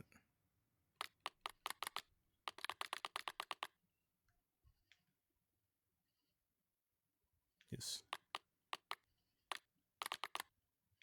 Subtitles. Yes. Yes.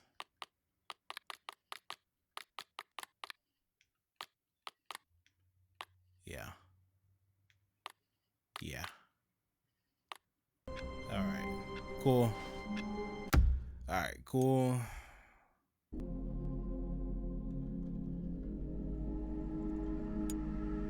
Close the game. Settings. What settings?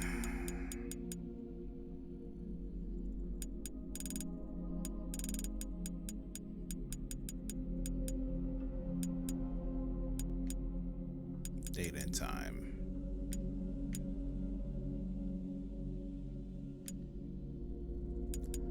Set it manually.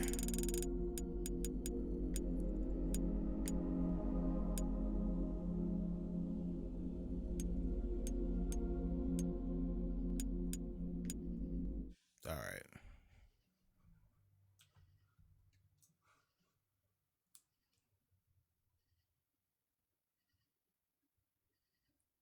That's more than 10 years, but I'm just trying to, you know, be sure. All right.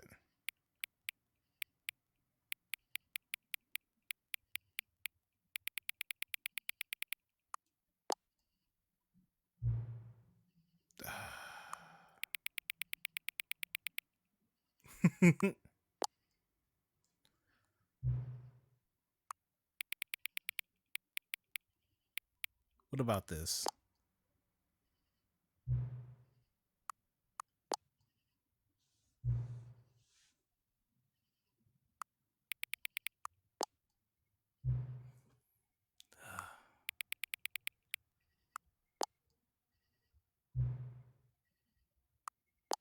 No, I don't know what time it is right now. I don't know. What is time? I don't know. Ah, yes, of course. Help. Yeah, where are you? Yeah, sure.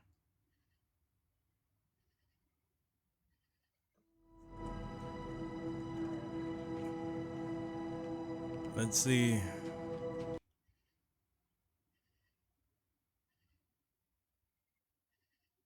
This is the story of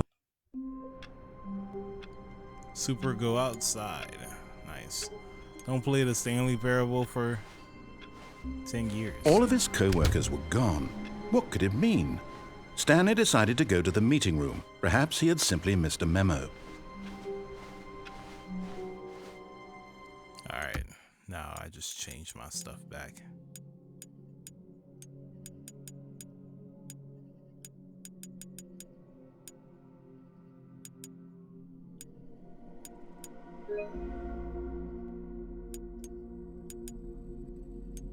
Alright, cool. Good.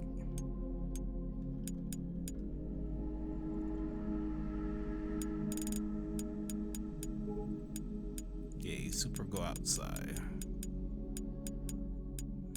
This one is gonna take a good little minute.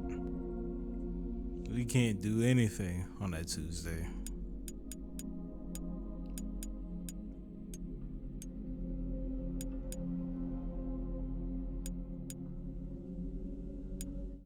All right.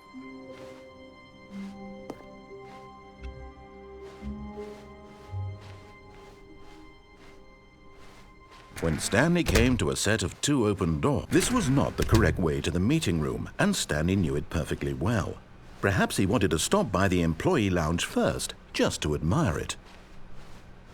Ah, yes, truly a room worth admiring. It had but eager to get back to business, Stanley took the first open door on his left. I need to do like 2-3 more. Stanley was so bad at following directions, it's incredible he wasn't fired years ago. With the bucket. Look, Stanley, I think perhaps we've gotten off on the wrong foot here. I'm not your enemy, really, I'm not. I realize that investing your trust in someone else can be difficult, but the fact is that the story has been about nothing but you all this time. There's someone you've been neglecting, Stanley. Someone you've forgotten about. Please, stop trying to make every decision by yourself. Now, I'm not asking for me, I'm asking for her. This is it, Stanley. Your chance to redeem yourself, to put your work aside, to let her back into your life. She's been waiting.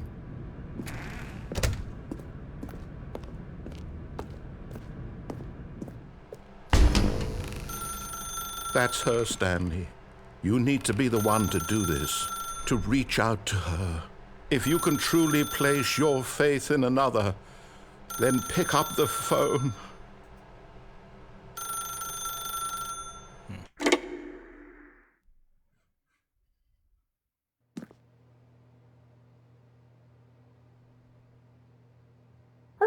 is that you?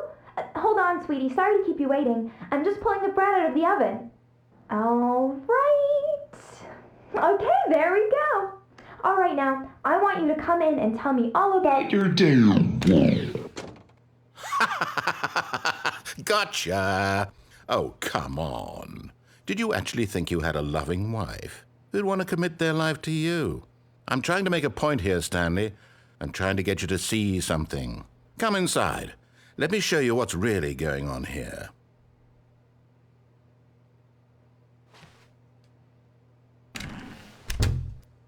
This is a very sad story about the death of a man named Stanley. Stanley is quite a boring fellow.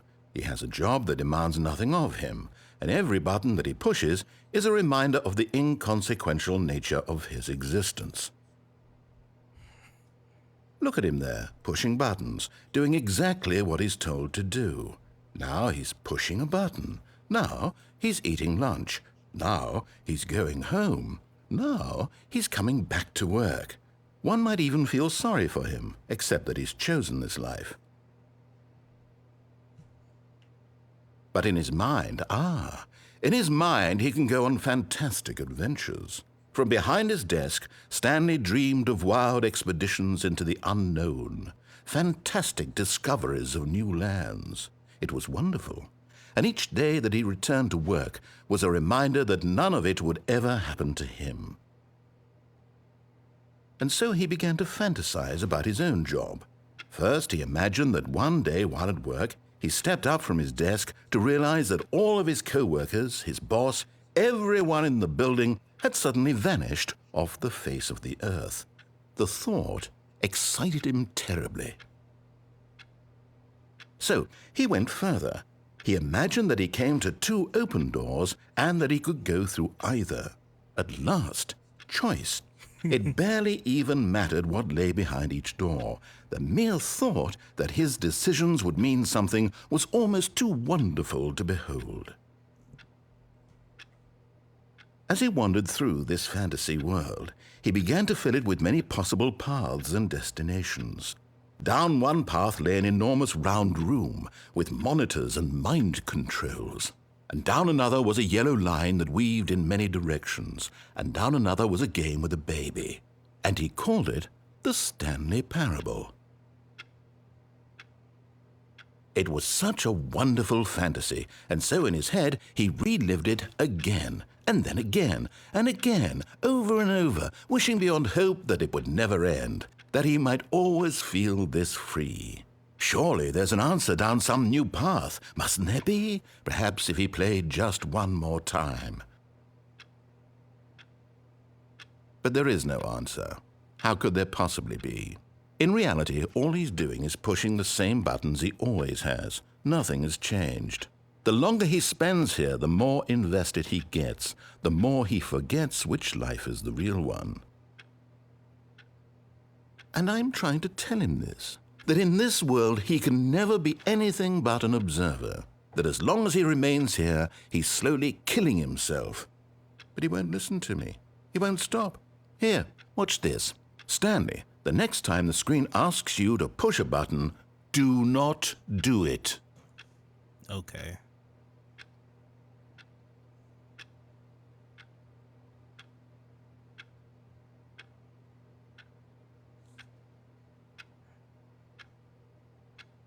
Okay.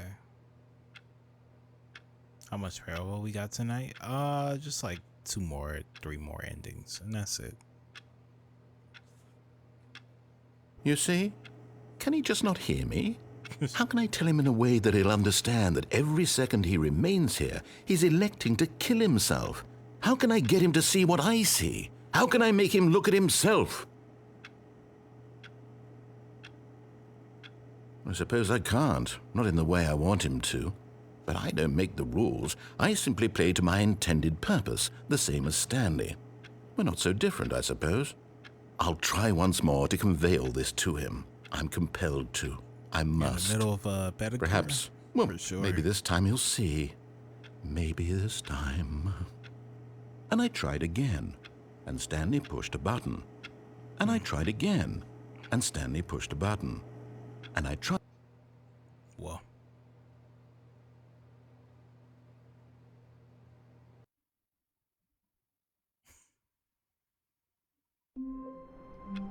Wow. All of his co-workers were gone. What could it mean? Stanley decided to go to the meeting room. Perhaps it takes a lot of humility to carry a bucket so magnificent. Stanley checked his ego and then proceeded on. Stanley clutched the bucket tightly to his chest, and this was not the correct way to the meeting room. But Stanley had felt the bucket calling to him, telling him that the employee lounge was simply the place to be. And here it was. Had the bucket turned out to be correct? No, never mind. The bucket was wrong. Stanley took the door on his left to go back to the meeting room. No, Said the bucket. don't go to the meeting room. Go somewhere else. The cargo lift, yes. I want to Good. do that said the ending with the bucket. bucket. Now ride the lift all the way to the top. There's something up there I need you to do. Stanley did not question why or how this bucket was speaking to him. It should have alarmed him, of course, because buckets can't talk. But Stanley chose not to think about this obvious fact. He was firmly convinced that the bucket had spoken to him, and he unthinkingly did whatever the bucket asked. Alright. In here. Said the bucket. Go into this dark room over here. Stanley once again obeyed blindly.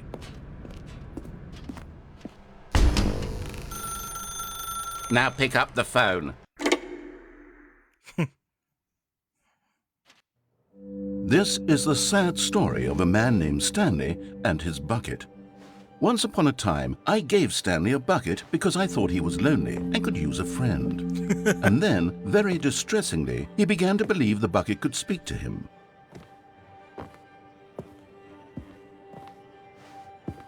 Where is the bucket? How's the bucket? I'm gonna take you to work. The Stanley Parable Reassurance Bucket was merely meant to provide the comforting glow of companionship. It doesn't literally talk and give you orders. Whatever Stanley is hearing the bucket say to him is just in his head.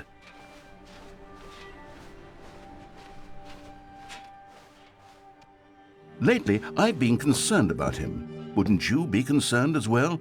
To see him delusional like this, obsessing over an inanimate metal object? I want to say something to him, but I don't know how I can convince him. I don't know if he'll listen to me. Oh, I'll try anyway. Stanley, can you hear me? Listen to me. It's just a bucket. It can't think, it can't talk. All it will ever truly do for you is effectively transfer a liquid from one location to a different location. That's Awesome. it. It doesn't Awesome. do anything else. What else do I need it for? Don't listen to the loud man. You see, he's not listening. He's still taking orders from the bucket. You know, once upon a time it was me he took orders from. Me he trusted and listened to. Now all he cares about is his awful bucket. Yeah, This solids stupid too. hunk of metal. You're right. You're right, Hemmingsworth.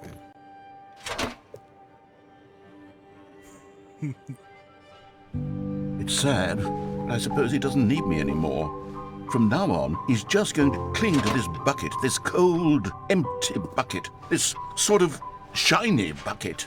Well, I'll give it this. The bucket does have a nice shine to it. You believe I'm real, don't you, Stanley?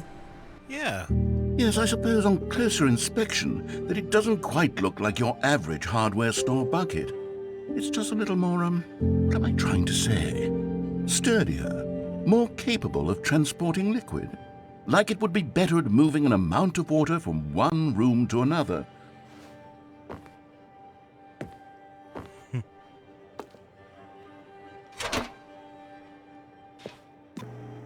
Oh my God, what am I saying? Better at carrying water from room to room. It's a bucket. It's literally just a bucket. Why do I feel some need to point out the ways in which it's so much more than just a regular bucket? From home to work to home to work to home. Oh no. I'm having feelings for the bucket. No, no, no, What? no, no, no, no, no. What's going on? Why do I want to be with the bucket? Hear what the bucket has to say. Do anything it asks. What's wrong with me? I don't understand. What? Perhaps Why if the I had frying the bucket, pan? this would be less confusing. Yes, the bucket could tell me what to do in this troublesome situation. This house is gonna burn down. Stanley, give me the bucket. Give it to me. No. Give me the bucket, Stanley. I need it. Give it to me now. Give it, or I'll... Homestuck reference? Probably not. Probably just like a useless collectible in a DLC reference.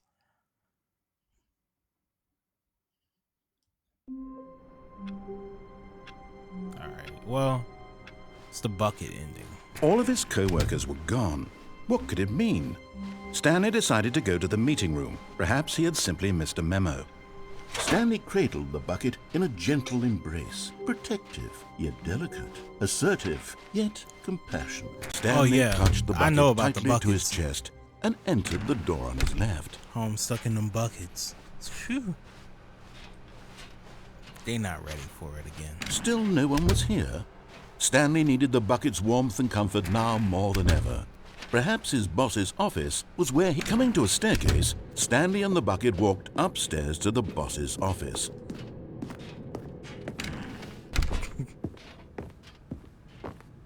Stepping into his manager's office, Stanley was once again stunned to discover not an indication of any human life. Crushed by the weight of this... But Stanley guessed the correct code by sheer luck. Was it that the bucket knew all along? Was the bucket guiding him? Yes, this is certainly the most logical explanation.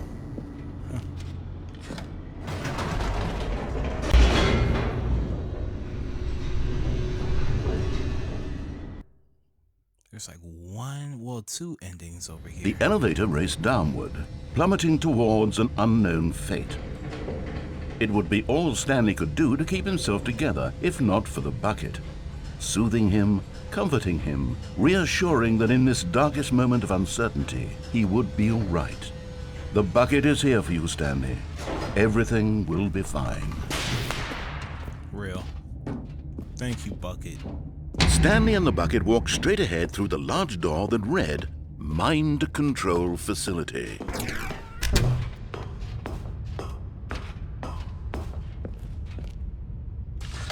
The lights rose on an enormous room packed with television screens. What horrible secret did this place hold? Stanley and the bucket both wondered to themselves.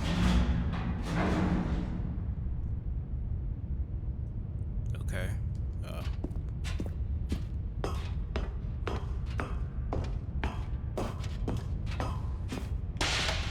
The monitors jumped to life, and Stanley nearly dropped the bucket in shock. Everyone in the office was being videotaped, monitored like guinea pigs. The bucket had never seen anything like this, and it very nearly burst into tears as Stanley cradled it gently, reassuring it that everything would be fine. Is that Beans typing? Was the bucket under the mind control facility's influence as well? Had the bucket been told to do things it didn't wish to do? What kinds of things does a bucket want to do or not want to do in the first place? These questions raced furiously in Stanley's Hi, mind. Beans. How you doing? No! He screamed into the bucket. He couldn't accept it. His own life in someone else's control, never! He squeezed the bucket tighter. His one friend in the entire world. At this point, he could trust no one except for the bucket. Yeah, no one but that bucket. But here was the proof. The heart of the operation. Controls labeled with emotions, happy or sad or content. Walking, eating, working, all of it monitored and commanded from this very place. Good night, And sweetheart. as the cold reality of his past began to sink in, Stanley Me too. decided that this machinery...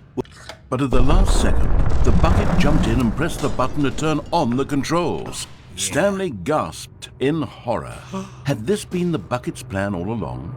To take over the machine and claim the power for itself? How could the bucket have betrayed him like this? Stanley was prepared to throw the bucket away in disgust when suddenly, an image appeared upon the enormous screen. Birds. Silly birds. Silly birds. The control buttons became active again. Ah, nice.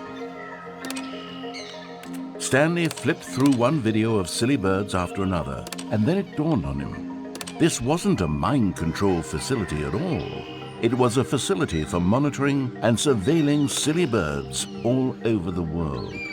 The mind controls were only a facade to disguise its true intentions. Had the bucket known this all along? Stanley marveled at the metal genius in his hands, the one who had pointed him towards this incredible discovery. Stanley and the bucket never found freedom because they spent the rest of their lives here in this place, flipping through live streams of the silliest birds imaginable. Of all the possible paths his life could have taken, this one was surely the best. And Stanley was happy. Yes. I love this. No, more silly birds. More. Alright. All of his co-workers were gone.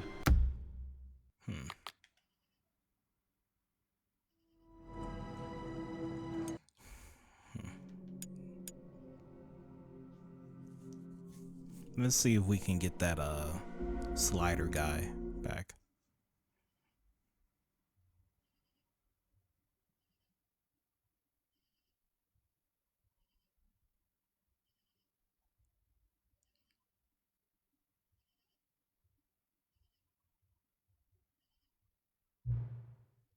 What time is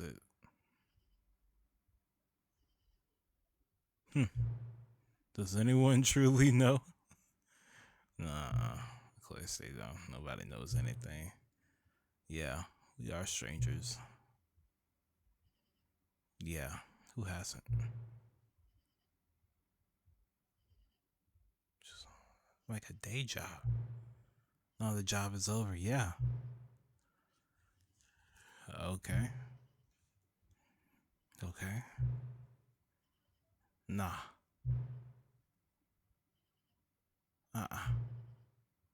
Yeah.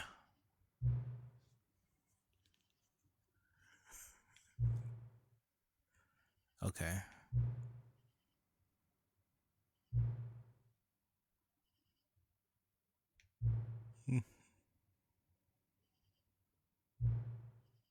Please. Thank you.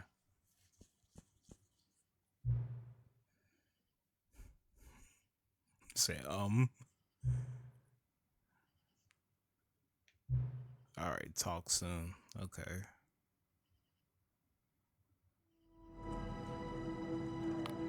We got an epilogue.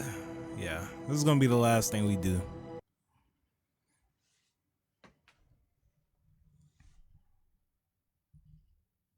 Epilogue for the Stanley Parable 2. Many, many years later.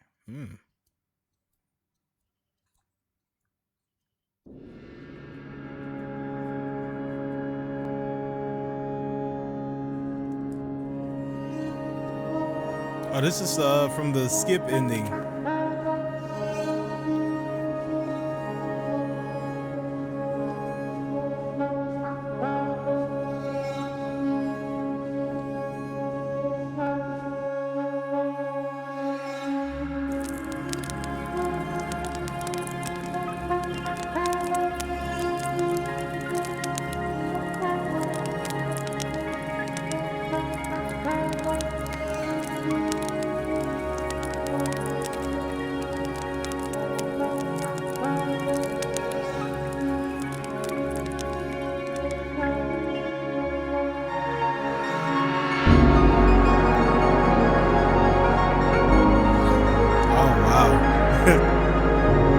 So many office chairs.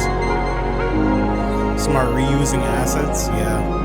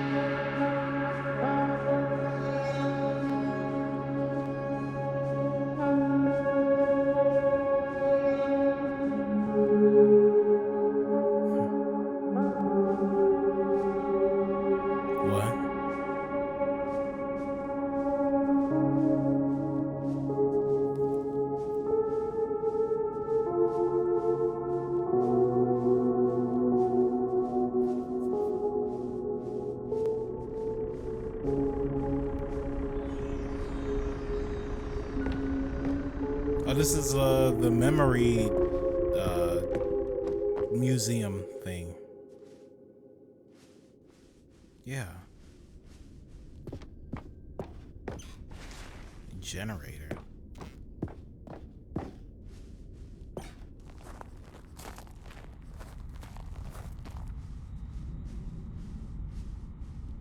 What's this? Review of the Stanley Parable 2. Like so many others, I enjoyed my time with the original Stanley Parable. Underscores how truly disappointed I am with the sequel. Is dull, uninspired, and insulting to his fan base.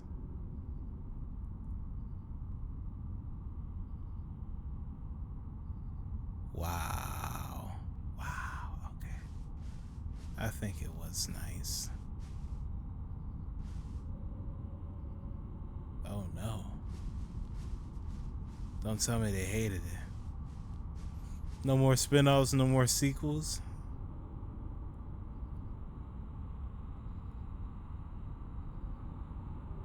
Dang. The word sorry appears more than 25 times in the press release. Oh, that's funny.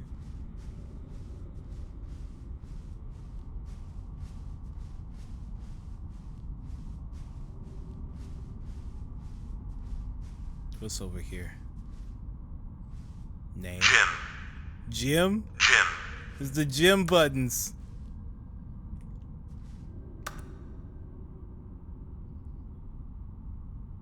Oh, who's that? I couldn't tell you. Couldn't tell you who that is. Jim. This is the Jim buttons. I thought they were candles.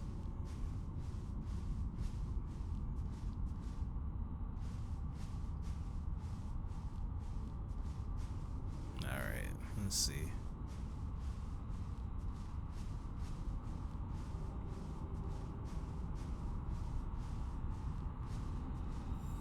Oh, it's the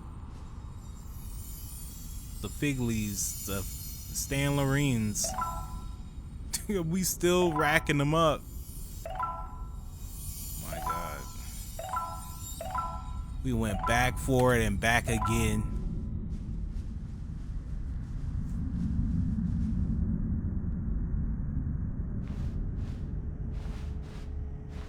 Jackpot.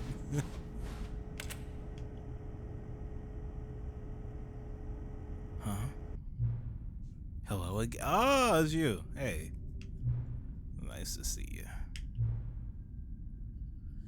Yeah, it's okay though. I agree. Nah, it's okay. Huh? Run this franchise into the ground.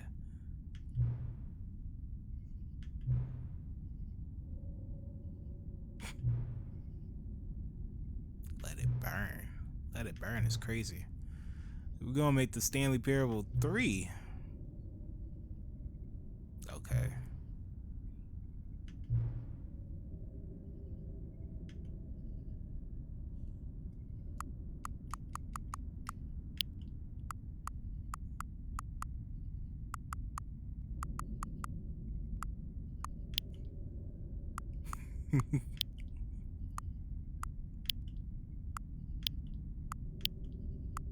The final choice. Okay.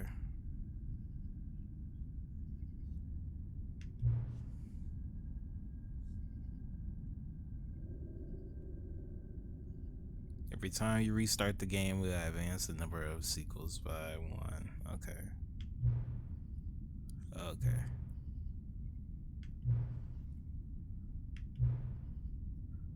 Wow. Okay, that's crazy.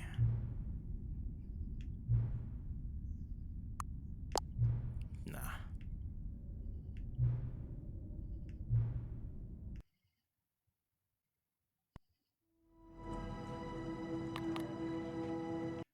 Oh, we have to continue? And it just starts right there?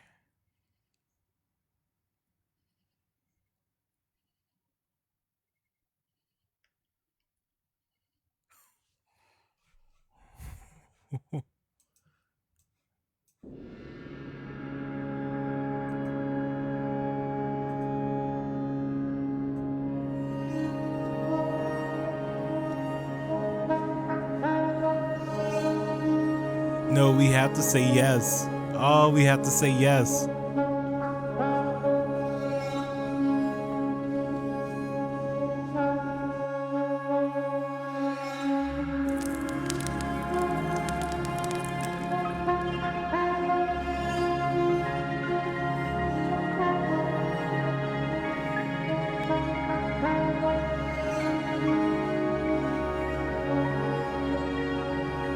Oh, we said no before and it booted us. So we gotta say yeah.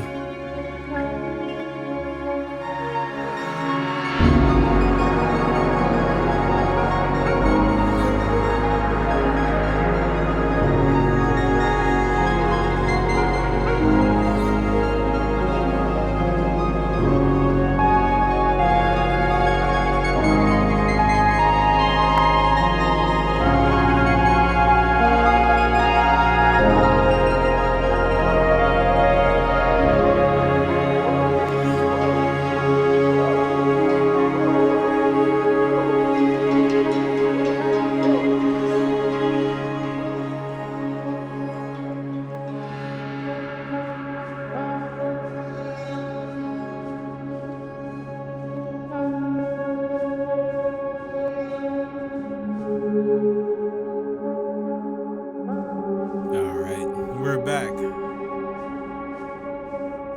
And we just have to go down here.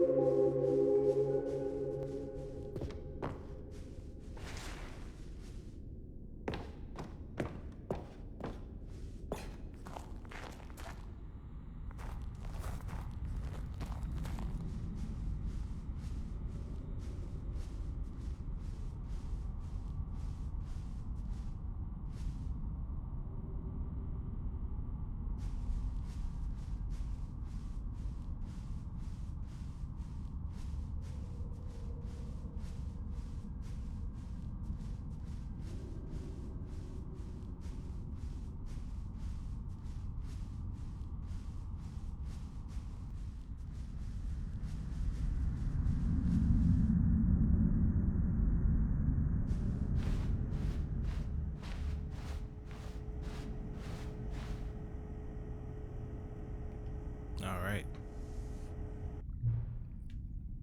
Yep. Hello. Yes, back. Yeah, sure. Yeah, let's do it. New sequel every time you start the game. All right. Oh yeah, the broken trophy.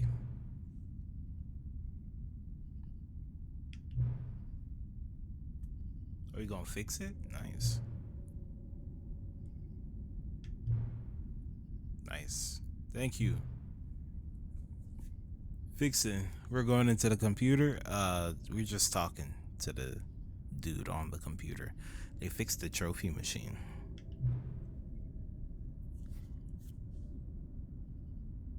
All right. Sure. Infinite sequels. What's the correct time? This is not the correct time.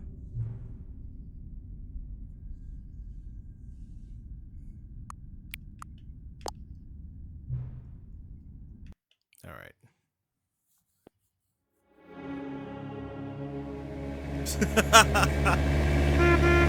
Wow. Really? That's crazy.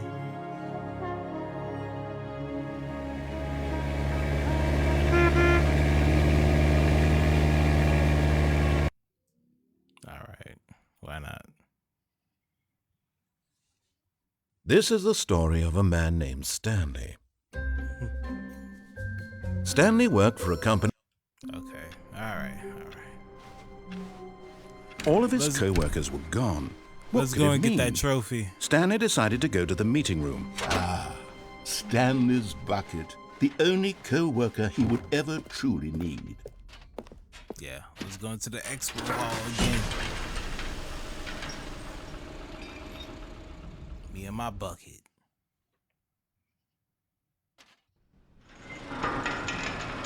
Inseparable.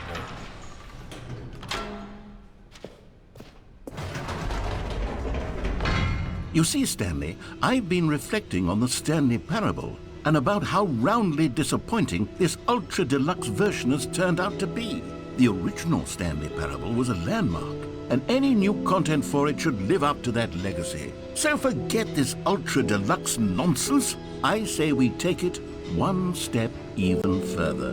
Which is why I'm very proud to announce for the first time ever, the Stanley Parable 2.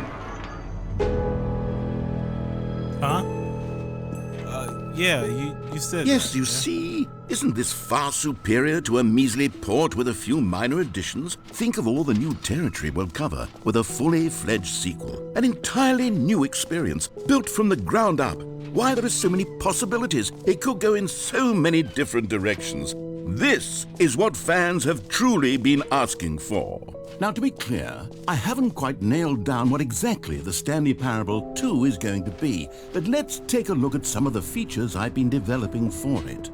I figure that if I can loosely organize a handful of interesting concepts, that surely the game will sort of naturally spring up around them. Here we are. Go on, try out some of the new features. Alright, let me get that trophy.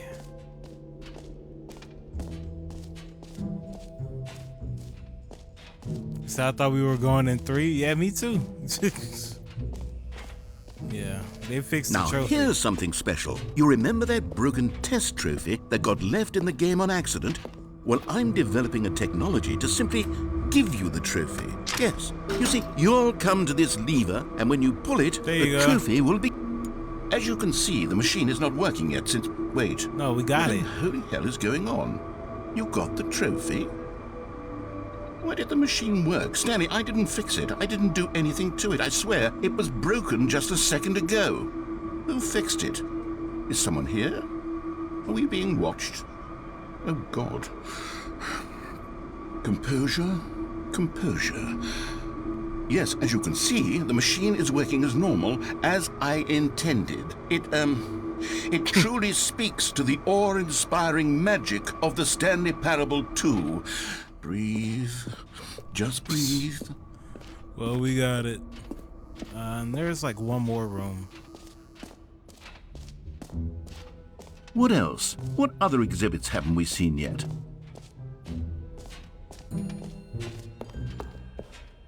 Did we get any more jumps? No, we did not.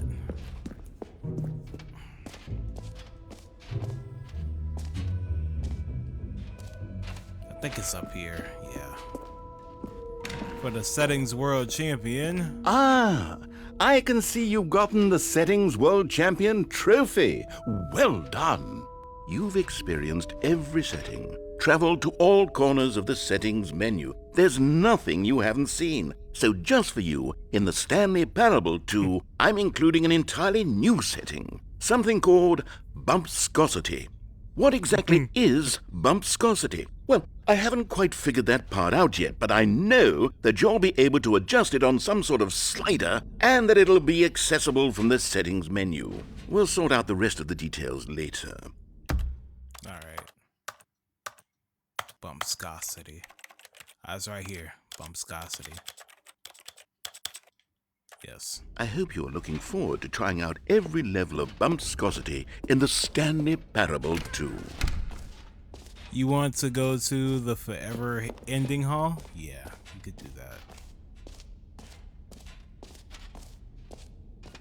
The Infinite Hole. It won't end. It just won't. It refuses to.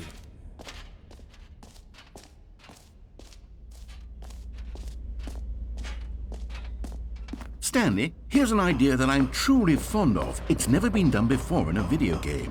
This is, in fact, A hole that you can fall down forever. That's right. Infinite falling. You can fall until the end of time if you like. A stunning leap forward for video game. You see, isn't it wonderful? One of my more ingenious concoctions, if I do say so. Now then, since you've gotten to see the infinite hole, you can press the teleport button to pop back up to the top, and we can continue onward. No. Now, I don't mean to be a bummer, but I do recommend you use the teleport button to go back to the top. Maybe do it on the sooner rather than later spectrum of things.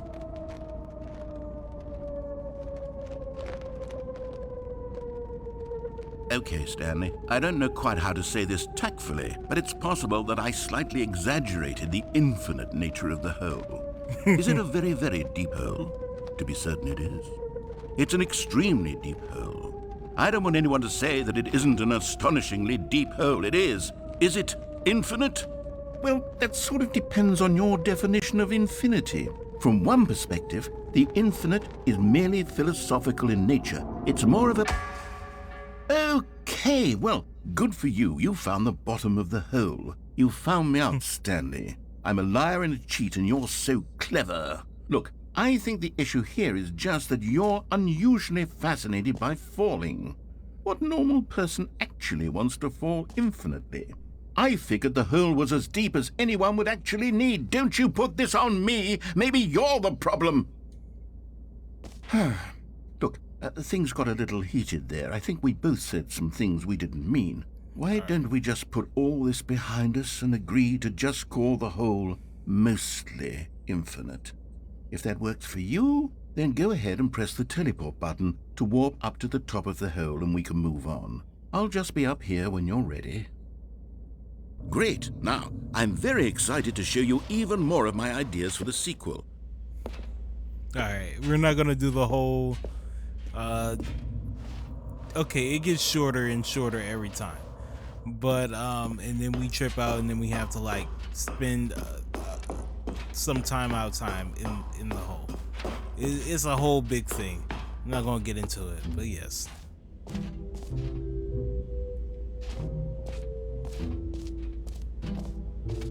Very, very funny.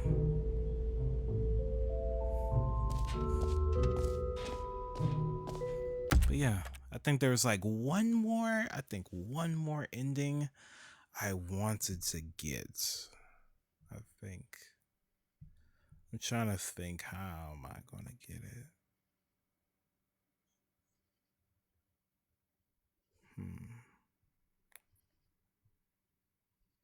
Oh, yeah. The escape ending with the bucket. I need to do escape with the bucket. All of his co-workers were gone. What could it mean? Stanley decided to go to the meeting room.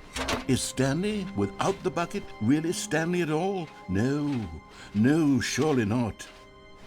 Stanley clutched the bucket tightly to his chest and entered the door on his left. I actually have to do the confusion ending.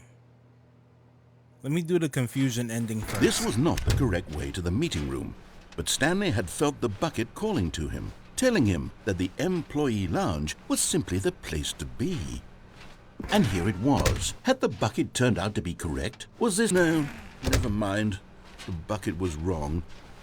Stanley took the door on his left to go back, and so the two of them detoured through the maintenance section and walked straight ahead to the opposite door. No, not at all. Oh, good, Stanley. I'm glad you found your way here. I knew you'd find this place eventually. What? Oh. Oh, yeah, we did do this. You see, your friends and I are concerned for you, Stanley. We've come together here because we care about you very much. It's this bucket you're carrying around everywhere. The bucket isn't even from the original Stanley Parable. It's just sequel content. We're the ones that matter, Stanley. Classic characters from the first game, like the Adventure Line and the Broom Closet. Because that's what fans want from a sequel. They want more of their favorite jokes, not this bucket that they've never seen before.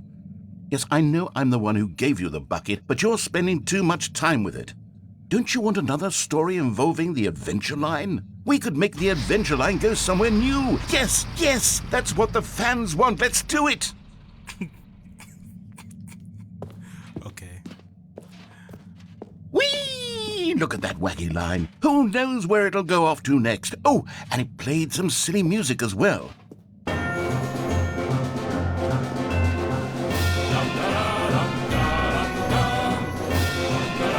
Now this is what the Stanley Parable is all about. Don't you remember all those great jokes from the original dialogue? Also, Stanley is addicted to drugs and hookers.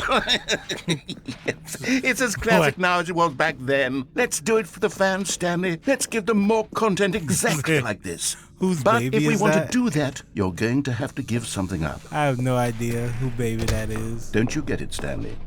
We need to Ain't get rid of Stanley's. the bucket. That's why I'm very proud to introduce a brand new character. This is the Bucket Destroyer. I think it'll make a wonderful new addition to the rich lore of the Stanley Parable. True, it also was not in the original game, but it's such a well-fleshed-out character with so much personality that to me it already feels as though it's been part of the cast all along. Don't you agree? Can you guess what the Bucket Destroyer does? Surely you don't need me to spell it out for you. Go ahead now, Stanley. Say goodbye to the bucket, and then pop it into the machine when you're ready. No.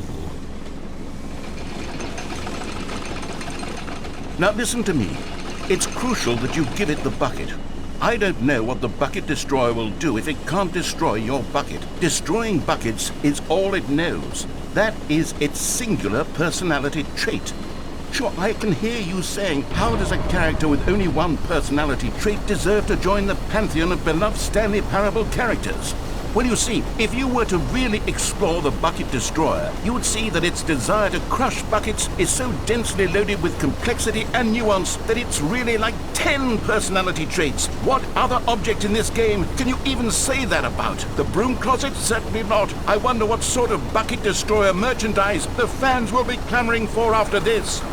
Okay, the Bucket Destroyer is getting very upset now. You'll have to hurry and feed it. We can't get back to the classic Stanley Parable characters like the Adventure Line or the Bucket Destroyer until you crush that damn bucket. Quickly now, the fans are waiting. Do it, the fans, Stanley. Give the fans what they want. Hurry and... Oh, God.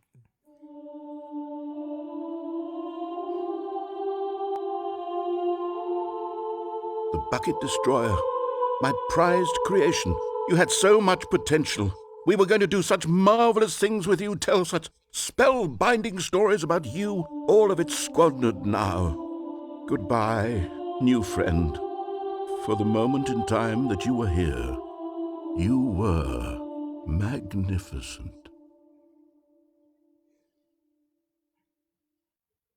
Okay. Okay.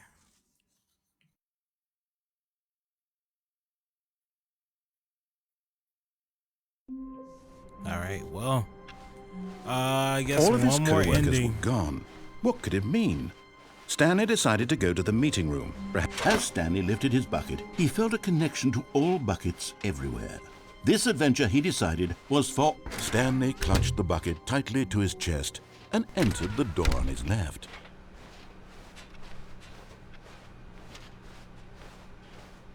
Still no one was here. Stanley needed the bucket's warmth and comfort now more than ever. Perhaps his boss's office was coming to a staircase. Stanley and the bucket walked upstairs to the boss's office.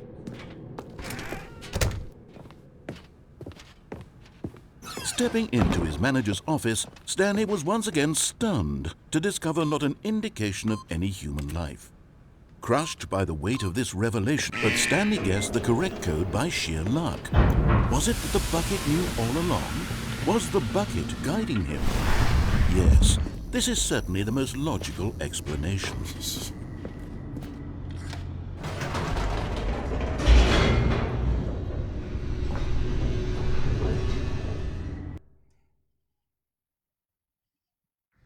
The elevator raced downward, plummeting towards an unknown fate. It would be all Stanley could do to keep himself together, if not for the bucket. Soothing him, comforting him, reassuring that in this darkest moment of uncertainty, he would be all right. The bucket is here for you, Stanley. Everything will be fine. You're gonna be alright. Alright, now... Stanley and the bucket walked straight ahead through the large door that read, Mind Control Facility. Although this passageway had the word escape written on it, the truth was that at the end of this hall, Stanley and the bucket would both meet a violent death. The door behind them was not shut. Stanley and the bucket still had every opportunity to turn around and get back on track. At this point, Stanley and the bucket were knowingly walking forward into a very painful death for each of them.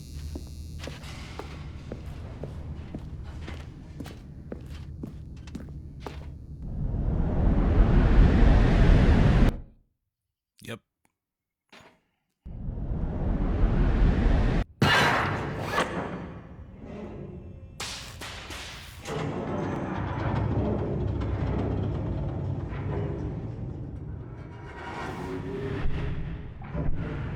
As the machine whirred into motion and Stanley and the bucket inched closer to their demise, Stanley reflected on how meaningless the bucket's warmth and comfort had turned out to be.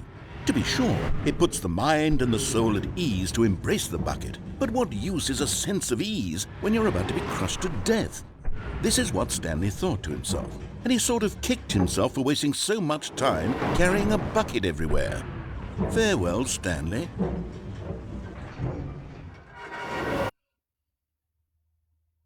Farewell, Stanley, cried the narrator, as Stanley and the bucket were led helplessly into the enormous metal jaws. In a single visceral instant, the bucket's life came to an end as it was crushed violently to death. Oh, what? Oh. Oh. It was a shame, the death of such a magnificent bucket. It's true that all buckets are radiant in their own way, but this one stood above the rest. It was a glorious bucket to behold.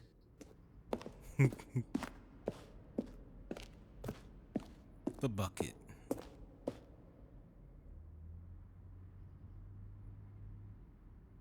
Okay. Is this all about the bucket? Can you see how arrogant it was for Stanley to take a bucket like this and to claim it for his own? Can you see the hubris that blinded him? Can you see that the bucket is far more noble than Stanley will ever be in his short life? Wait, hold on. Is the photographer experienced catatonic shock for several weeks as a result of the euphoria from exposure to this many buckets at once? Did the narrator pass? I'm not sure. He gone now. Inferno bucket. Okay. Alright.